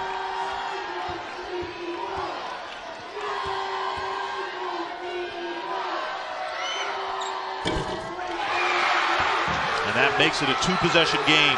Okay, still full court pressure from SEMO, so they can't just easily inbound it or roll it up the floor. Tennessee Tech has to score in a hurry. Thompson around the screen trying to get to the basket. Thompson underneath, trying to pass across the lane to Wood, and it's out of bounds, but it will stay with Tennessee Tech. 25.9 to play. Officials, are they going to take a look at it? Yeah, they're going to take a look to see who it's off of. See who it's oh off my gosh, that might be off Deontay Wood. If that's off Deontay Wood, that's SEMO basketball up 4. Look, here's Deontay Wood. It slips out of. I think it is. Yep, I agree. I think SEMO is going to inbound the ball and likely get fouled by Tennessee Tech. There's no question in my mind. That's off Deontay Wood. But here's what's going to happen. SEMO's going to inbound the basketball, or look to inbound the basketball. Tennessee Tech's going to apply that full court pressure. They did such a great job at the end of regulation to force overtime. They did get a steal one time out of it. The next time they got a tie-up, and the possession arrow favored them. Possession arrow does favor Tennessee Tech again right now. So it's not like you inbound right away, ball's inbounded, and you just foul. Look to trap. Look to get a tie-up first. Because if you can get the ball back rather than letting them score with the clock stopped, that is way, way better because you get the ball back. Yeah, Harris never touched it. I think the officials initially had that off of Harris in red, number 5 of SEMO, but it's actually off of Wood. So yeah, you and I both agree that this is likely to be overturned. It's a great look by Thompson. He drew the defenders. And just a little dump pass to his teammate who's been incredibly effective tonight. But I'm pretty sure that's off his hands, and that's going to be SEMO ball. Now look, both teams still have one timeout. Every foul is 2 free throws. Right now, I think Brad Korn's in that huddle on the left, and he's talking about pressure releases, press breaker, probably putting something in that they haven't ran today so that Tennessee Tech is not prepared for it. Oftentimes you have the point guard inbound the ball in cases like this. See if Philip Russell can inbound the ball, get the ball back to him, and let him get fouled. Better look at that. It's very grainy where we're at. The same review I want to see. Officials coming over to our table now. They want to get a look at our monitor. A little better quality than the one that they use. So we're showing them another look right now and showing you as well. The question is, did it go off the hands of Deontay Wood for Tennessee Tech, or did SEMO's Russell get a piece of that ball? Or Harris.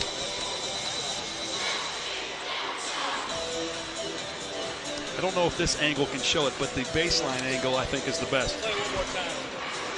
Officials asking to look at our monitor once more from the baseline angle. You see it there, as do the officials. Of course, they want to make sure they know how big of a call this is. They want to make sure they get every look they can to get this right. The 3 officials huddle, and it's SEMO ball. Just as we predicted. Okay, look, next play if you're Tennessee Tech. You've already talked about it in the huddle. Just in case, what do you have to do? Okay, they're going to full court pressure. Look for them to switch on all screens. Anytime that they need to switch, they're going to switch. See if they can spook it, get a steal. Look to get a tie-up, look to get a trap. You want to force the ball in the corners, not in the middle of the floor. 25.9 to play.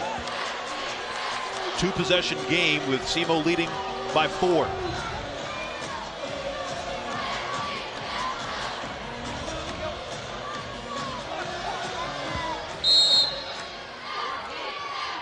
Looking to inbound here, and a foul is given. I believe that's by Walter Peggs Jr., who just came into the game, a walk-on. So they brought him in specifically to foul. It worked. So the reason they do that is because now by fouling, you think your chances are low that you're going to actually be able to get a steal or deflection or a tie-up. So go ahead and foul with the clock being stopped. They're going to get their 2 free throws either way. Yeah, Peggs called for that foul, playing for the first time in 4 games. At the line for SEMO, Philip Russell. Tennessee Tech also bringing in for that possession, for that opportunity, Bogdan Zamanzic playing for the first time tonight as well. So Russell at the line where Southeast Missouri State has been outstanding. Russell now 8 for 9 at the line. SEMO was now 25 of 30 at the line. Basically looked like a hockey line change just now by Tennessee Tech. Well, they didn't want to have their main players in there to potentially get in more foul trouble, right? You never know. This game still could possibly go to another overtime. Look, dribble handoffs for Tennessee Tech. Russell looking for his 20th point. He doesn't get it. Push it. Push it. Look for a dribble handoff. He might get a 3-point shot off at the wing or top of the key. 5-point game. Deflected. Seabree gets it in the corner to Harvey for 3. It's short. Rebound pulled down by Russell. And Deontay Wood committing the foul. His night is over. That might have been a block shot on that three-pointer. Check it out. Looks like it's an open 3. Does he get there? I don't know if he got a piece or not, but it just looks, based on the shot losing the spin on the ball, I don't know. It might have just been a bad shot. Yeah, Chris Harris, the one who may have gotten his hand on it. How about just ripping your heart out? You thought you had the game won in regulation. Turns out it wasn't a 3, it was a 2, so you're going to overtime. And SEMO, who's played 4 straight games to get to this point, never let up. Never let the fact that they blew a 7-point lead get them down. They come here to overtime and seemingly dominating it so far. So Russell at the line with 12.2 to play. Southeast Missouri State has gotten to the line a lot, and they have taken advantage. Better than 80% from the line. 7-point lead for SEMO with 12.2 to play. It's got to be a 3 from Tech. You have to make one. Thompson will try it. Off the heel, Larson with the rebound. And Southeast Missouri State, the Red Hawks, are headed to the NCAA tournament. For the first time in 23 years, Southeast Missouri State is going to the big dance.